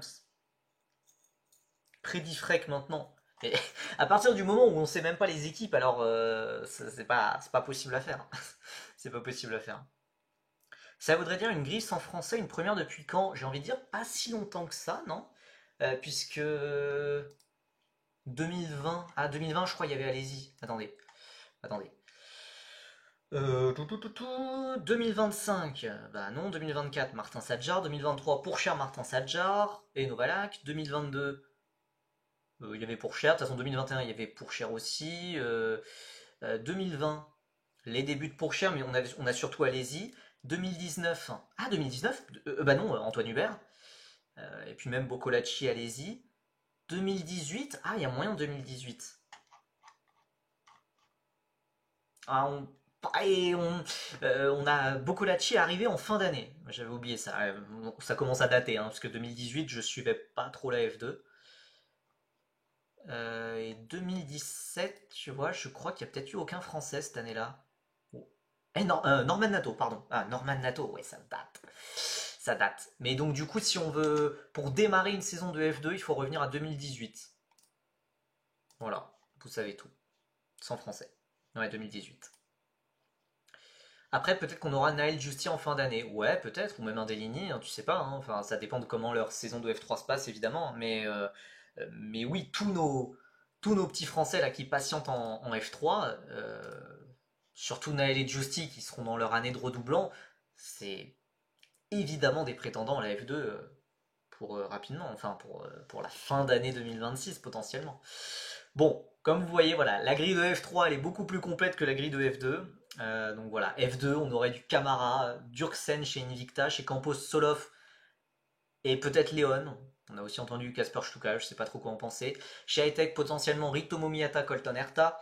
Chez Dams, Bilinski à ses côtés, ou Beganovic ou Intrapoufazak, je dirais. Chez MP, potentiellement Tramnitz et Gabriel Emini, avec possiblement un Oli Goethe dans l'équation. Chez Rodin, Martinus Tensand confirmé avec possiblement Alex Dunn s'il n'arrive pas à avoir sa super licence et qu'il vise la F1 au plus tôt. Chez Prema, attendez, hop, hop, hop, merci beaucoup Kimi63 pour son 13e mois de sub consécutif, ça fait plaisir. Chez Prema, Montoya et Boya possiblement, avec Van Eupen et Bekanovic qu'on est obligé de mettre en tant que candidat. Chez ART, Van Eupen justement avec Kouchmaini qui paraît assez sûr, Kouchmaini. Chez X, Emo Fittipaldi avec Shields, c'est le seul duo qui a été confirmé officiellement. Chez, d'ailleurs, Tsoloff, on le met en vert foncé. Chez Campos, il a été officialisé. Chez Van Amersfoort, Villa Gomez et Bennett, faute de mieux, je sais pas trop quoi en penser. Et chez Trident, aucune idée. Intrapoufassak et Goethe, mais c'était juste pour placer des noms de pilotes, on va dire. Bon, c'est officiel pour JTA, il reste en frec chez ART. Kimi63, je redirige vers le début de ce live où, contrairement à ce que j'ai pu dire sur Twitter et sur Blue Sky, Evan pourrait ne pas refaire une 3e saison de frec avec ART. Et dans ce cas, je n'ai aucune idée de ce que serait son futur. Voilà. Voilà, on va repasser sur le diapo. J'avais quand même préparé un diapo parce qu'il n'y a pas que la F2 et la F3 qui se préparent. Il y a aussi un gros week-end qui arrive. Et avant, bon, voilà, on refait le point sur la F3. Bon, bah voilà, ça c'est fait. Avant d'attaquer la preview du week-end de Freka, de F1 Academy, etc., on va reparler de la Formule 4 française parce qu'il y a pas mal de choses à dire qu'on a déjà un petit peu évoqué sur le début de live. Pas mal de petites infos aussi que j'ai trouvées, mais voilà, c'est jamais des infos complètes, des infos, enfin, voilà, des infos sur le futur de chacun. Le Grand Prix Explorer, non, on va pas en parler. Non, non, on va pas en parler du Grand Prix Explorer, même si je l'ai mis dans mes horaires à la fin du diapo, à la fin du live. Attendez, je remets un petit peu, je replace un petit peu le. Oula. J'ai adoré voir la course. Très honnêtement, les courses étaient exceptionnelles. Les courses, c'était un régal. Ça dépassait. Il y avait des rebondissements. Il y avait Enfin, je me suis vraiment pas ennuyé. Et pas d'info transfert pour le Grand Prix Explorer. Non. Non. Non, non, non. Bah, Kimi63, je me dis, ouais, enfin, il y a, je crois peut-être Antoine FRT ou quelqu'un d'autre qui disait dans le chat peut-être la GB3 vu qu'il avait testé là-bas, mais j'en sais rien. J'en sais rien. J'en sais rien. Bon, voilà, vous voyez ce classement final avec une astérisque, puisque le résultat de la course 2 est quand même sujet à un appel, et Maloboye pourrait récupérer sa victoire, et du coup, tous les pilotes derrière lui perdraient 2 points, ce qui voudrait dire que Arthur Dorisson perdrait sa place de vice-champion. Bref, en attendant, c'est le classement final avec Alexandre Munoz, très large champion au final, 61 points d'avance. Je crois qu'on n'avait pas vu une telle avance depuis Ayumu Iwasa en 2020, donc ça remonte un petit peu. On a Arthur Dorisson qui a soufflé la place de vice-champion à Jules Roussel dans les arrêts de jeu, on va dire, avec un très très gros week-end de sa part. Jules Roussel très malchanceux de son côté, qui a tenté le tout pour aller chercher la victoire et qui s'est fait sortir finalement dès le 2e virage. Jules Roussel termine 3e et pourrait récupérer ce titre de vice-champion selon ce qu'il se passe dans les appels.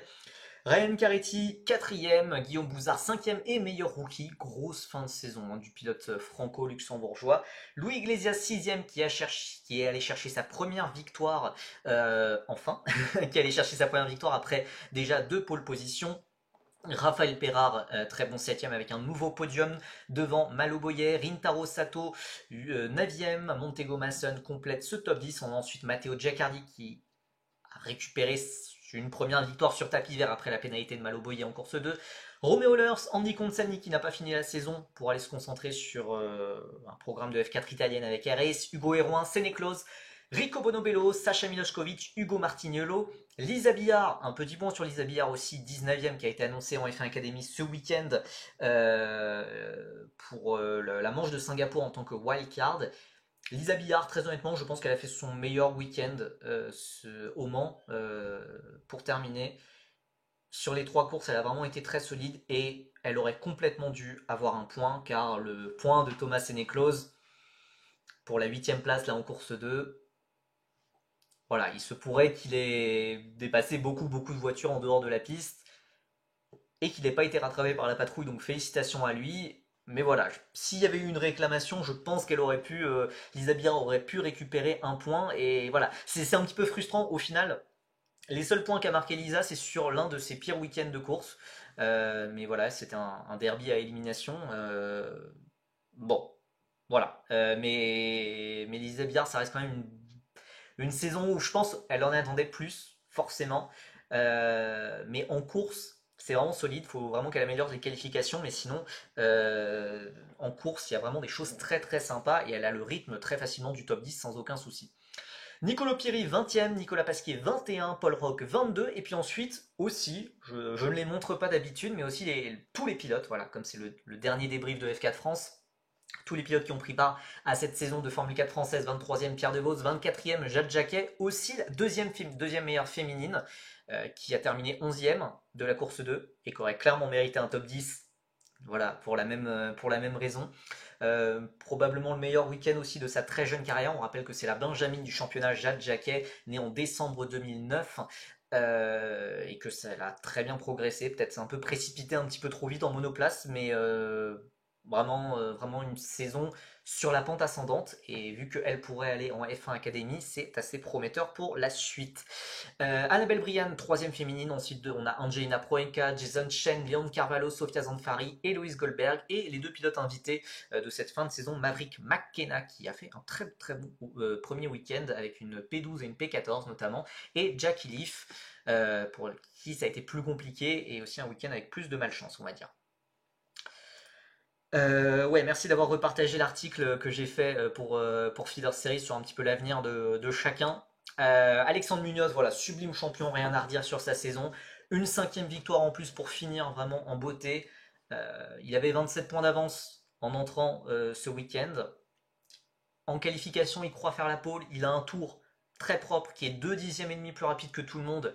Mais vu qu'il a fait plus de 4 track limits sur des autres tours, son meilleur temps qui était propre, lui, a été annulé automatiquement, alors que son tour était propre, mais c'était son meilleur temps, donc il a été annulé automatiquement, donc il a perdu la pole position, il devait partir quatrième derrière son rival pour le titre, Jules Roussel, et malgré tout ce drama, malgré tous ces soucis, etc., il est vraiment resté focalisé, il était en mission, et vraiment exceptionnel ce qu'il a fait, impressionnant de solidité pour aussi l'un des pilotes les plus jeunes du championnat à 16 ans. C'est un pilote né en 2009. Donc bravo à lui. Quel avenir maintenant? Freck, Eurocup 3. Voilà, ça se jouera entre ces deux championnats. Maintenant, on n'en sait pas forcément beaucoup plus à l'heure actuelle. D'ailleurs, un petit mot sur Enzo Peugeot, son mentor, son coach, qui le suit depuis le début de l'année et qui a fait un travail fantastique pour faire d'Alex Munoz une machine de guerre en quelque sorte. Enzo Peugeot, j'en parle très rapidement dans l'article pour Feeder Series. Attends, d'ailleurs, je vais épingler le message pour ouais, 20 minutes, on peut même mettre 30 minutes, puisque j'en suis assez fier de cet article.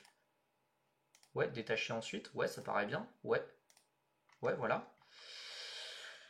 Donc voilà, article que j'ai fait pour Feeder Series qui est épinglé dans le chat désormais.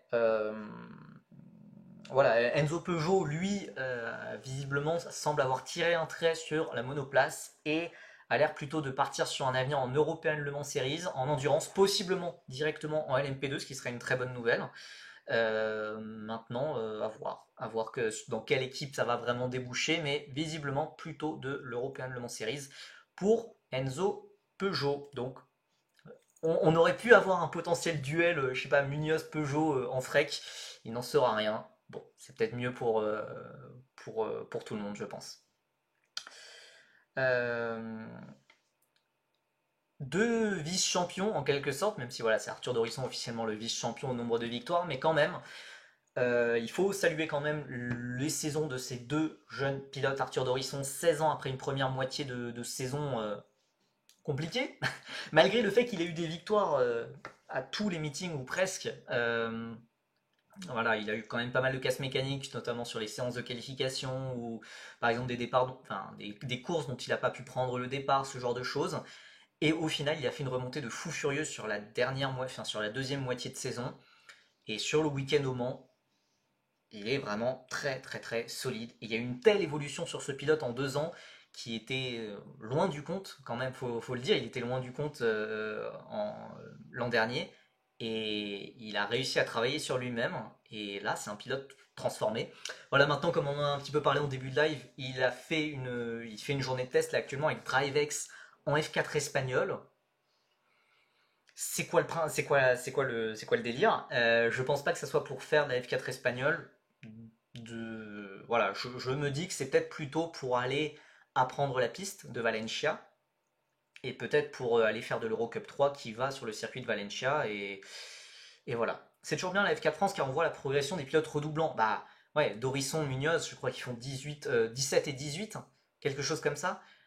Et, euh, et voilà, enfin c'est. Ils ont vraiment changé de dimension et surtout ils sont réguliers. Ils ont vraiment gagné en régularité, en constance, en solidité et ouais, non franchement c'est top. Roussel, ce qui doit être frustrant, c'est que les points qu'il perd, c'est quasiment jamais de sa faute. Oui, malheureusement voilà, Jules Roussel termine à la troisième place au championnat, provisoirement en tout cas. Champion des qualifications. Voilà, si on fait un classement en tenant compte que des qualifications, il aurait été champion. Euh, et, et voilà, au final, le titre, il ne pouvait pas vraiment aller le chercher vu le dernier week-end de Munoz. Comme il l'a dit, c'était plutôt à Alex de craquer sous la pression, chose qu'il n'a pas faite.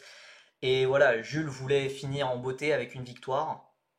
Au final, il se fait sortir au deuxième virage par Intaro Sato.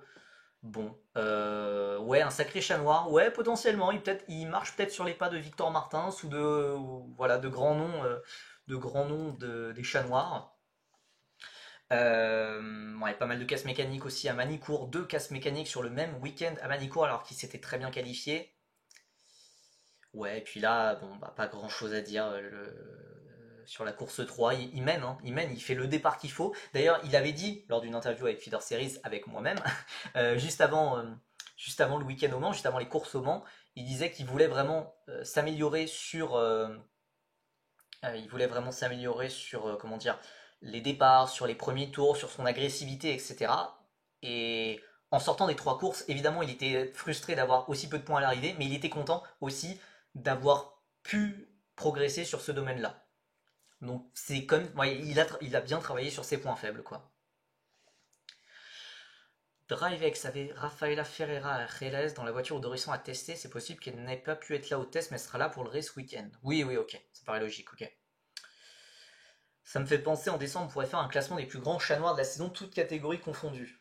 Je pense qu'on aurait des Français très très bien placés quand même. Donc voilà, deux pilotes qui devraient monter. Où exactement, on ne sait pas encore. Peut-être plutôt côté Eurocup 3 pour Dorisson. Et voilà, pour le reste, pas encore plus de précision, mais normalement ça devrait monter, même si ces deux pilotes-là n'ont pas la bourse de 100 000 euros qui va au champion Alexandre Munoz. Parmi les tops du week-end, forcément Guillaume Bouzard. Guillaume Bouzard, vraiment, vraiment de la deuxième moitié de saison. Depuis le crash où je pense qu'il a causé à Spa-Francorchamps, qui fait partie de mon générique et qui était très très très impressionnant. Euh, il a vraiment gagné en propreté et en solidité. Hein, voilà, donc il redouble, ça sera le mieux classé des redoublants l'an prochain. Et ouais, direct favori au titre. Louis Iglesias qui va chercher sa première victoire, ça fait du bien. Ça fait du bien parce que c'est l'un des meilleurs pilotes en qualification, quatrième ou cinquième je crois. Euh, donc voilà, Malo Boyet aussi, bah alors évidemment on en espérait beaucoup plus. Malo Boyet sur son année vu ce qu'il avait montré en karting et à feed racing. Matteo Giacardi, mais quand même Malo Boyet avait une victoire avant une pénalité litigieuse, on va dire, et qui est sujet à appel. Matteo Giacardi, lui, qui a récupéré la victoire. Pourquoi ça fait pas le focus sur moi? Merci. Matteo Giacardi qui a récupéré la victoire. Bah, l'air de rien, ça monte. Je ne le connaissais pas. Hein, enfin, je le connaissais très peu. C'était un pilote dont j'avais très peu entendu parler. Mais au final, bah, ça progresse bien. Ça progresse bien aussi. Et parmi les autres pilotes à noter, voilà, Maverick McKenna, comme on l'a dit, Il faisait son premier week-end, bah, t'as l'impression qu'il avait fait toute l'année, directement dans le milieu de peloton et même plutôt en première moitié de peloton. Franchement, assez solide. Et normalement, ça devrait faire la F4 France pour les pilotes franco-américains. Demi-finaliste de Field Racing. Et puis voilà, comme je l'ai dit, Lisa Billard et Jade Jacquet ont probablement sorti leur meilleur week-end de la saison. Deux pilotes dont l'avenir devrait se dessiner en F1 Academy. C'est positif de partir là-dessus, même si voilà, une pénalité près qui aurait dû s'appliquer. Je pense qu'on aurait dû avoir Lisa Billard dans les points, 8ème, et Jade Jacquet dans le top 10. On refait pas l'histoire, ça reste un très très bon week-end de leur part. Il faut juste voilà, régler, régler les soucis en qualification, puisqu'en termes de rythme de course, pour Lisa et pour Jade, ça progresse fort. Encore 18, 17 plus wildcard en F1 Academy. Bon, il n'y a pas eu d'autres infos, donc j'imagine. Normalement, il devrait y avoir le même nombre de places que d'habitude, ouais. Mais j'ai pas d'infos sur une potentielle nouvelle équipe, en tout cas en F1 Academy. Et Rintaro Sato aussi, l'une des grosses progressions de la saison, mais enfin, nouveau podium voilà pour Rintaro Sato, mais qui a fini de la pire des façons avec un crash avec Jules Roussel, où il est complètement fautif. D'ailleurs, si vous voulez voir le crash, je l'ai filmé, vu que j'étais très bien placé sur la tribune au niveau de la chicane Dunlop.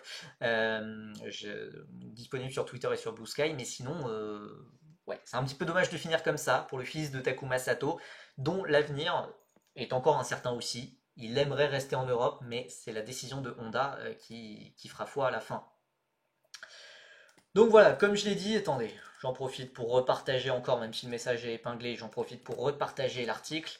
Voilà, petit article que j'ai fait et que je partagerai aussi sur YouTube, faudra que j'y pense, mais voilà, de certains pilotes qui monteront en formule régionale, certains pilotes qui devraient rester en F4 France, certains pilotes qui feront Macao. Normalement, Ryan Caretti, bon, Ryan Caretti a globalement annoncé qu'il ferait le Grand Prix de F4 de Macao, la Coupe du Monde de F4 à Macao en novembre. Et il se pourrait qu'il soit accompagné par Jules Roussel et par Alexandre Munoz. Ce serait super. Enfin, vraiment, si ça se confirme, ça serait vraiment génial d'avoir Roussel, Munoz, Caretti, donc les premiers, troisième, quatrième du championnat. Eh, c'est solide. C'est franchement solide. Donc j'espère qu'on verra ça arriver. Et voilà. C'était pas sur invitation.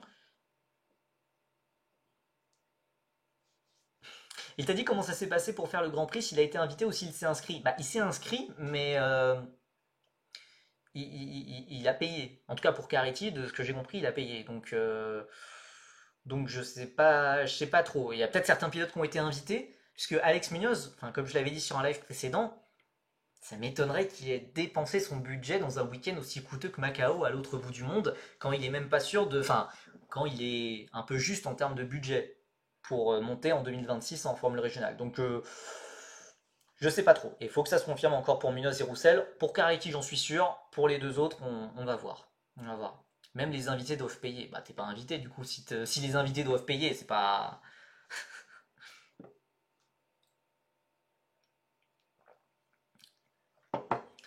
Euh, Donc voilà, on devra aussi avoir parmi les pilotes qui montent en Formule régionale, voilà, du Raphaël Perard, du Matteo Giacardi, possiblement Iglesias, je sais pas trop. Ça souffle le chaud et le froid là-dessus. Des sources un petit peu contradictoires à ce sujet. Puis voilà, c'est déjà pas mal. C'est déjà pas mal. De nouvelles têtes en 2026. Bon, je ne vous spoil pas l'article. Allez voir ce bel article. Et ça parle de tout plein de jeunes pilotes français. Ça parle de jeunes pilotes français actuellement en karting. Ça parle de pilotes français actuellement en karting qui ont perdu des titres dans le dernier tour. Petite transition. Si vous avez suivi un petit peu le karting le week-end dernier, Maël Lemarchand, pilote normand de 13 ans, était en lice pour remporter le FIA Academy Trophy, une sorte de Coupe des Nations avec un matériel égal pour tout le monde, matériel tiré au sort même, pour tous les concurrents. Et Maël Lemarchand a dominé le week-end. Et, euh, et voilà, il était tranquillement troisième de sa finale. Enfin, pour moi, il gérait surtout pas mal la finale. Il pouvait se permettre de terminer quatrième, voire même cinquième. Et dans le dernier tour, il y a le concurrent britannique qui le shoot dehors. Du coup, le marchand termine huitième de la finale. Le concurrent britannique est pénalisé, du coup, il remonte septième. Mais donc, du coup, bah, il perd le titre. Donc, un petit peu la clim. Maintenant, je me dis que voilà, peut-être pour la construction d'un pilote, c'est peut-être mieux d'apprendre de je sais pas quoi, mais bon, en tout cas, voilà, il va falloir s'en relever. J'étais pas sur place, moi évidemment, j'étais au Mans, j'étais pas à Cremona en Italie, mais au vu de sa communication sur Insta, j'ai quand même l'impression qu'il a l'air euh, il a l'air de tirer les positifs de cette saison où il a été vraiment top, top, top pour cette première saison à l'international. Voilà, il fait vice-champion, comme Antoine Hubert en 2010, comme Matteo Capietto en 2020. Donc c'est pas n'importe quel nom non plus. Euh, voilà. Et aussi, moi ce que j'ai noté, et ça confirme un petit peu ce que je disais aussi dans l'article sur Feeder Series, sur les communications de la FFSA, ils disent bien que l'objectif c'est de se préparer à la F4. On rappelle qu'il n'a que 13 ans, il aura 14 ans en novembre de cette année. Mais voilà, il a l'envie de passer en Formule 4 dès qu'il pourra, donc ça sent fortement un programme de préparation, de test en F4 pour potentiellement faire la dernière manche, la finale de la F4 France en fin d'année prochaine, comme Arthur Dorisson ou Lisa Billard avaient pu le faire. La petite tradition normande, vous connaissez quoi. Il saura qu'il vaut mieux fermer les portes dans le dernier tour, ça sert de leçon avec des bourrins à côté, ouais, on va dire ça comme ça. Ou peut-être qu'il aurait dû plus attaquer avant, ou ouais, je sais pas. Je sais pas. Mais en tout cas, voilà. Grosse saison de Maël Le Marchand et même s'il fait que deuxième, ça reste très très prometteur pour le futur. On parle enfin du week-end à venir avec la Freca qui aura sa 9e manche sur 10 de la saison à Hockenheim en Allemagne. Euh, Freddy Slater est en tête du championnat à égalité de points avec son futur coéquipier Matteo De Palo. On rappelle que les deux pilotes de 17 ans rejoindront Trident en Formule 3 l'an prochain. Enzo Dellini est à 28 points de ce duo de tête après avoir signé sa 3e victoire et son premier grand chelem en Freca lors de la dernière course à Barcelone. Quatrième Pedro Clerot qui est aussi à égalité de points, qui est sur une série de 3 podiums consécutifs. On a ensuite Akshay Bora, beaucoup plus à distance. Beaucoup plus à distance. Mathématiquement encore en lutte pour le titre, mais bon, voilà, ça va se jouer entre les 4 premiers. Evan Gilter qui est 6ème, notre pilote français, notre champion de Formule régionale Moyen-Orient, je préfère le rappeler, puisque voilà, peut-être que ART l'a oublié, je ne sais pas. Mais voilà, Evan Gilter, champion de Formule régionale Moyen-Orient cet hiver. 7ème Rachid Aldairi, Yamakoshi, Taito Kato, notre japonais toujours sous licence française, Bedrin, Nakamura, Beaton, Kanatoli, Dion Gauda, Belov, Birombagi, Maschio, Liu, Ekemans, Frankot. Les 20 pilotes qui ont marqué des points. Retour de la Freca à Hockenheim, ça faisait 1 an et demi. Ça faisait 1 an et demi que la Freca n'était pas venue à Hockenheim. C'était l'ouverture de la saison 2024 à l'époque. Evan Gilter avait frôlé la perfection avec une P4, puis un incident mécanique en course 1 et une victoire, tout simplement en course 2 pour débuter la saison.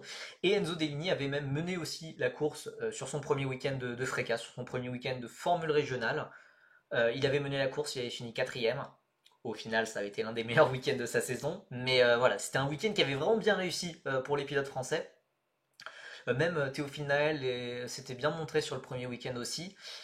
Mais voilà, on est en 2025 et donc les choses ont bien changé, les performances des équipes ont bien changé, les performances, le niveau de confiance des pilotes. Il y a certains pilotes qui ont déjà leur avenir sécurisé, qui vont pouvoir rouler sans trop de pression, et il y a d'autres à l'avenir plus incertain. Ce week-end, c'est Gilter qui fait un grand chelem, ça serait dingue, ça serait génial et voilà, pour montrer que ART devrait le mettre en F3 et que ça devrait même pas être une question et que ça aurait même dû être signé dès février. Mais évidemment, voilà, comme je le dis, on ne sait pas comment est gérée l'équipe, enfin, on ne sait pas comment est gérée une équipe. Il y a tout plein de contraintes budgétaires à respecter et voilà,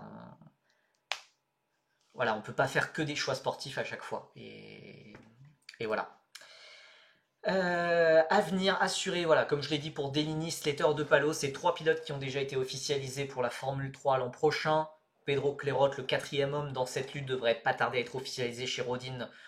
Pareil, donc on aura vraiment 4 prétendants au titre, complètement focalisés sur leur titre, sur leur bataille au titre.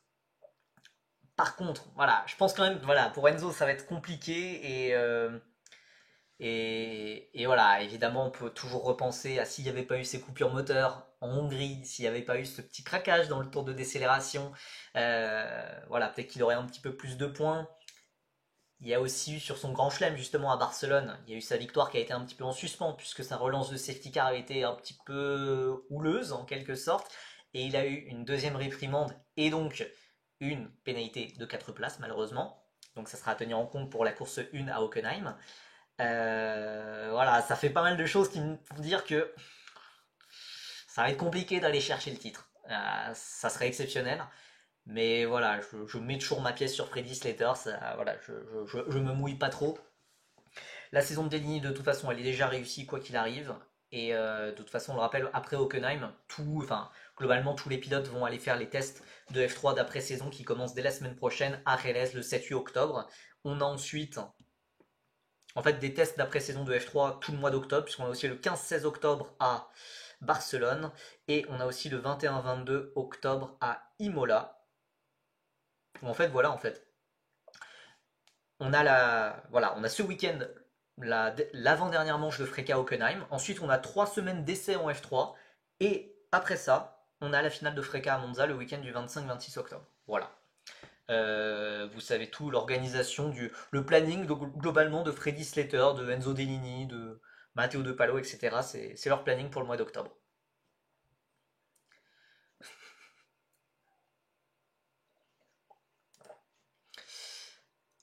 C'est aussi l'avant-dernière manche de la GB3. Pour le moment, voilà, parmi tous ces pilotes, il n'y en a aucun qui est officialisé en F3. Donc voilà, ce serait bien de se montrer encore plus que ce qu'ils ne font. Mais bon, quand on voit que même le large leader du championnat n'a toujours pas de baquet en F3, ça laisse un petit peu songeur. Alex Ninovic est en tête, toujours devant Patrick Roder et Gianmarco Pradel. Digan Fairclough est quatrième, le pilote high-tech, devant William McIntyre, dont on espère un très prompt rétablissement et des bonnes nouvelles très rapidement. Mais voilà, il ne sera pas présent pour cette fin de saison. Kinoa Lazarié, 6 devant Siwoo Rotun, Lyle, Freddy Slater, le premier des pilotes à temps partiel, mais qui se focalise bien évidemment sur la lutte au titre en Freka. Kai Daryanani est 10ème, oh, c'est exceptionnel, j'avais pas vu, je m'étais pas rendu compte de ça. Lucas Choucha 11, Abby Pouling, elle est 12ème. Voilà, avant-dernière manche, potentiellement on peut avoir un Alex Ninovic déjà champion ce week-end. Mais évidemment, ce week-end, il y a surtout la F1 Academy. D'habitude, j'avoue, on va pas se le cacher, c'est pas un championnat que j'attends particulièrement.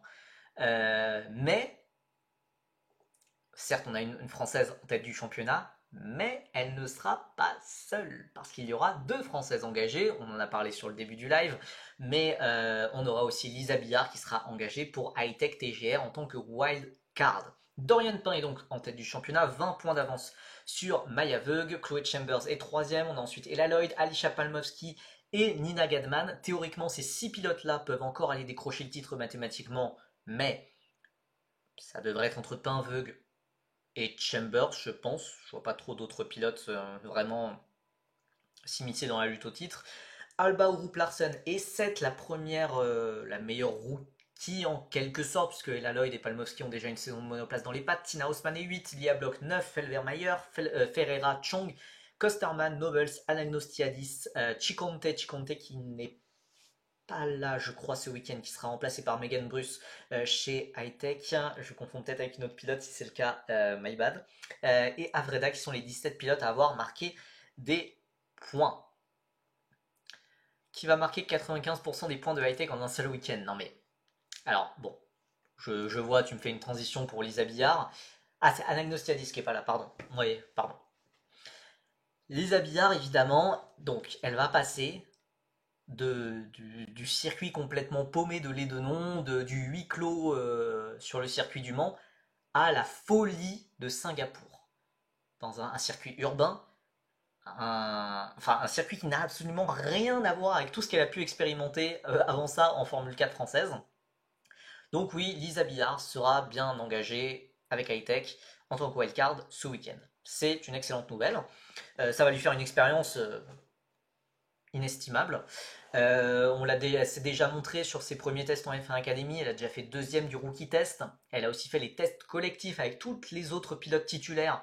Et elle a fait P6 et P5 sur 2 sessions différentes. Donc c'est plutôt rassurant quant quant à son niveau de confiance dans la voiture. Maintenant, ça reste Singapour. Et d'autant plus, euh, elle va découvrir le circuit, mais aussi son équipe entière va découvrir le circuit, puisque Hightech est une nouvelle équipe et n'était pas là l'an dernier. Donc, euh, donc voilà, j'aimerais bien des points. Des points, ça serait vraiment génial. Mais ça va être compliqué. Ça va être compliqué parce que là, c'est pas que un simple week-end. Hightech n'a aucune donnée, n'a jamais roulé sur le circuit de Singapour. Euh, donc voilà, on va espérer le meilleur. Et d'ailleurs, j'ai un petit peu pu parler à Lisa aussi sur concernant les tests qu'elle a fait en F1 Academy. Elle a changé d'équipe entre-temps. Elle a fait les premiers tests avec les titulaires avec Hightech, forcément, pour préparer Singapour. Et le test qu'elle a fait après, c'était avec Hard Grand Prix. Et du coup, il a fallu changer de setup, il a fallu rechanger les réglages, il a fallu changer plein de choses, puisqu'elle elle a changé d'équipe entre les différentes journées, quoi. Donc c'est pour ça aussi peut-être a été un petit peu frustrée d'avoir pas signé le meilleur temps, quoi. Mais voilà, c'est quand même, les tests se sont très bien passés pour Lisa aussi. Donc voilà, on va voir ce que ça va donner à Singapour. Pas forcément d'attente. Mon objectif, je ne sais pas à quel point il est irréaliste ou pas, mais voilà, des points, ça serait exceptionnel. Déjà, quand tu vois sur des circuits classiques, Hightech n'a pas beaucoup marqué de points tout court. Voilà, si elle peut battre ses coéquipières, ce serait déjà pas mal. Et voilà. Alors non, FCB Noah 7, non, c'est vrai, j'ai pas montré tes stats sur la F4 France, mais je les ai montrés à certains pilotes. Raphaël Perrard notamment, à peut-être Roussel, je crois. Voilà, mais je les ai montrés à des pilotes. Évidemment, Lisa Billard ne peut pas prendre toute la lumière côté français, puisqu'on a évidemment Dorian Pain qui est toujours engagé dans la course au titre, 20 points d'avance. Possiblement, il y a un monde où Dorian est championne dès ce week-end.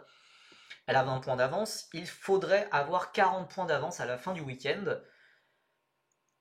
C'est possible, mais il faudrait donc reprendre 20 points à Mayaveug et 6 points à Chloé Chambers. Mais Mayaveug à Zandvoort, elle était sur une forme sensationnelle. Euh, donc, euh, donc voilà. Tu vois, la FCB Noah 7, tu vois, les stats dont tu me parles, tu vois, ça serait typiquement un truc qui serait bien à poster sur un Discord. J'ai bien envie de me chauffer là. J'ai bien envie de me chauffer. Je sais pas comment, mais vous êtes en train de me chauffer là. Bon, bref, on revient à Dorian. Euh, pour moi, depuis le début de la saison, j'ai vraiment l'impression que Prema est un cran en dessous de Campos, de Chloé Chambers, mais aussi de Maya Vogue. Donc c'est pour ça que j'ai du mal à être optimiste quand un vrai titre, un titre dès ce week-end, même si mathématiquement, franchement, c'est possible. C'est possible, mais voilà, on croise les doigts. Ça serait bien de sécuriser le titre le plus tôt possible. Et après, voilà, moi la question que je me pose, c'est toujours quel avenir? Qu'est-ce que ça va donner ensuite? Si elle est championne, j'imagine qu'elle ferait encore de la monoplace, sinon ça serait un camouflet terrible pour la F1 Academy. Et voilà, qu'est-ce qu'elle fera avec Iron Dams qui est en train de s'écrouler de tout, est en train de prendre l'eau de toutes parts? Qu'est-ce que va donner sa carrière? Je ne sais pas. Je sais pas. Il reste combien de courses après? Il reste qu'une manche après. Après Singapour, il reste que la finale à Las Vegas en fin novembre. Et ouais, je, voilà. Donc je ne sais pas de quoi l'avenir sera fait pour Dorian Pain, surtout avec la situation financière d'Iron Dams, quoi. Oui, d'ailleurs, s'il y a des gens oui, qui ont vu la cool room, moi j'ai toujours pas eu le temps de la voir.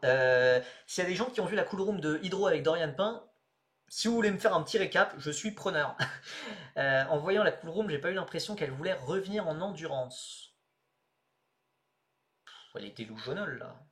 Je sais pas, je sais pas. J'étais au milieu de la vidéo. Ah, bon. Non, mais ouais, je sais pas. Pour moi, ça serait le meilleur plan de revenir en endurance. Maintenant voilà. Pour moi, tout ce qu'on entend sur Iron Dams, Iron Lynx, etc., c'est pas super rassurant, quoi. Donc, j'ai aucune idée de quel serait son avenir. Titre ou pas titre, qu'est-ce que ça donne exactement? Non, mais tu vois, déjà, j'aimerais bien l'avoir dans un autre championnat que l'Africa, avec une autre voiture, parce que je pense pas que ça a dû aider. Surprise du chef, elle va chez Dams F3. Euh, Mon rêve c'est la F1, je veux la F1, plus des vannes en vrai, c'était marrant comme interview. Ouais, ouais. Si c'est ça le récap, Trident F3 Mercedes peut bien financer ça. Bah alors, enfin, c'est déjà officialisé là. Vraiment, le trio Trident est déjà. Il reste encore une place chez Campos, hein, au culot, hein, mais ça va être un peu compliqué. Bon, il y a aussi, on s'approche de la fin du live petit à petit, il y a aussi la F4 britannique, finale du championnat à Brands Hatch. Fionn McLaughlin devrait aller décrocher le titre, il a une très très large avance et devrait sécuriser le titre potentiellement dès la première course face à James Pigic et Martin Molnar, à surveiller Tommy Hartfield, pilote britannique avec très très peu de budget dans une petite équipe qui a fait des miracles vraiment le dernier week-end à Silverstone. Auguste Reber est un Jeff Hall, jeune pilote Mercedes, dont la saison est en train de prendre un tournant vraiment très intéressant pour le champion du monde OK en karting 2024.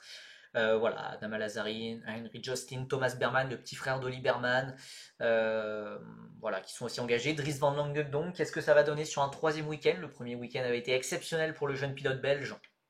Le deuxième week-end beaucoup plus anonyme. À voir comment il va terminer cet épisode en F4 britannique de son côté. Et bien évidemment, on a le championnat qui nous a fait tant vibrer au cœur de l'été, qui est si chaotique, si difficile à suivre, si difficile à comprendre, si difficile. Ouais, voilà, bref, c'est le chaos, mais on l'aime bien, c'est la F4 indienne. On a un Français en tête, donc ça coche toutes les cases pour moi. Championnat indien, un Français en tête.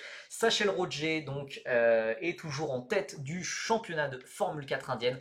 Troisième manche de la saison, après une petite pause de 2 mois, de 1 mois et demi sur le circuit de Kari en Inde. De toute façon, tous les circuits sont en Inde.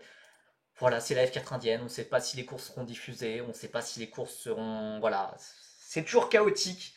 Mais au fond, est-ce qu'on n'aime pas les formules de promotion pour ça? C'est ce qui fait le charme des formules de promotion. Vous avez tous les horaires qui seront postés aussi sur Twitter et sur Blue Sky jeudi soir à 18h30. Vous voyez que petit changement de programme concernant la fréquence, ça sera moins classique que d'habitude, mais on a la qualif 1 de Fréca qui est dès le vendredi soir, et enfin, en fait tout est un petit peu décalé, donc avec une course 1 de Fréca, donc samedi après-midi, une course 2 de Fréca le dimanche matin, une qualif 2 de Fréca le samedi matin, je ne l'ai pas fait dans l'ordre, c'est pas grave, mais voilà, je sais pas pourquoi, mais je pense que ça doit être en soutien de, bah, c'est peut-être en soutien du DTM, je crois, si je dis pas de bêtises, donc je pense que ça doit un petit peu impacter. On a aussi, ouais, à cause du DTM, ouais, voilà. On a aussi la F1 Academy avec la qualification à 13h. Évidemment, c'est des horaires un petit peu décalés. Il faudra se lever, voilà, tant pis pour la grasse matinée, mais voilà, samedi à 9h et dimanche à 9h25 pour les courses de F1 Academy. Et puis voilà, on aura aussi, j'ai aussi mis les horaires de la F4 britannique, de la F4 indienne, du Grand Prix Explorer, forcément obligé un petit peu de l'évoquer quand même. Mais ouais, du coup, en fréquent, on aura les deux qualifs avant les courses. Alors que d'habitude, c'est une qualif, une course, une qualif, une course. Là, on va un petit peu changer. Bon, bah écoutez, c'était un live très sympa quand même, ma foi. Déjà, énormément pour les. Enfin, merci énormément pour les 36 000 subs que vous avez offerts. Vous vous régalez toujours autant. Je suis très content d'avoir pu faire ce live. Voilà, pour ceux qui savent un petit peu, c'est peut-être le dernier live avant quelques temps. Je redis le même avertissement que ce que j'avais dit lors du live précédent. Donc voilà, en tout cas, si c'est le cas, c'est un live exceptionnel pour un petit peu avant de prendre une petite pause. Euh, merci beaucoup du fond du cœur. Encore une fois, là vraiment ce live il regroupe un petit peu tout ce que j'avais de tout ce que j'aime bien, prédire des trucs, balancer des infos. Et puis parler un petit peu de l'actualité, etc. Il manque juste voilà, une petite interview avec un pilote, un invité, et ça regrouperait tout ce qu'on fait sur la chaîne. Donc merci beaucoup à vous tous. Merci pour tous les subs, merci pour tout le soutien. Si vous ne me suivez pas sur Twitter, n'hésitez pas à me suivre sur Twitter. On est vraiment à ça, des 5000 abonnés. Vraiment, on se rapproche. On se rapproche. Donc voilà, merci beaucoup à vous tous. Et bah, je vous souhaite une bonne soirée. Je ne sais pas quand sera le prochain live. Je vous tiendrai informé sur Twitter, sur Blue Sky. Donc voilà. En attendant, n'hésitez pas à me retrouver sur Twitter, sur Insta, sur Feeder Series, sur YouTube, sur TikTok, sur Blue Sky. La rediffusion arrive dans la soirée. Il y aura plusieurs articles qui sortent. Voilà, il y a déjà l'article sur Feeder Series que je reposte. Attendez, hop, l'article Feeder Series que je reposte sur la F4 française qui va où en 2026. Il y aura un article bientôt, je vous spoil tout, allez, il y aura un article bientôt qui sortira avec le vainqueur de Feed Racing 2025, le vainqueur de l'école de pilotage de Jacques Villeneuve et Patrick Lemarié, Yuval Rosen, ça devrait sortir pendant le week-end. Possiblement un nouvel article avec Auto Hebdo qui devrait sortir, je ne sais pas quand exactement, avec un pilote et son très prestigieux coach. Voilà. Donc voilà, je travaille vraiment le dernier week-end, c'était une folie. C'était une folie. Déjà, j'ai pas eu le temps de remercier, mais il y a des gens qui sont dans le chat peut-être, qui ne parlent pas, qui font partie de la majorité silencieuse, et il n'y a aucun souci avec ça. J'espère que vous aimez bien aussi les lives, aussi bien les vidéos, les rediffusions YouTube que j'ai pu rencontrer là comme ça sur le paddock du Mans. Donc merci beaucoup à tous ceux que j'ai rencontrés au Mans, ça fait vraiment plaisir. Et voilà, comme d'habitude, cette outro est beaucoup trop longue. Lien de la chaîne pour la rediff. Merci beaucoup, Julien. N'hésitez pas voilà, à vous abonner sur YouTube. Merci beaucoup à tous. À bientôt. Voilà, vous avez tous mes réseaux et je vous souhaite à tous une très bonne soirée et un très bon week-end de course. Bye bye.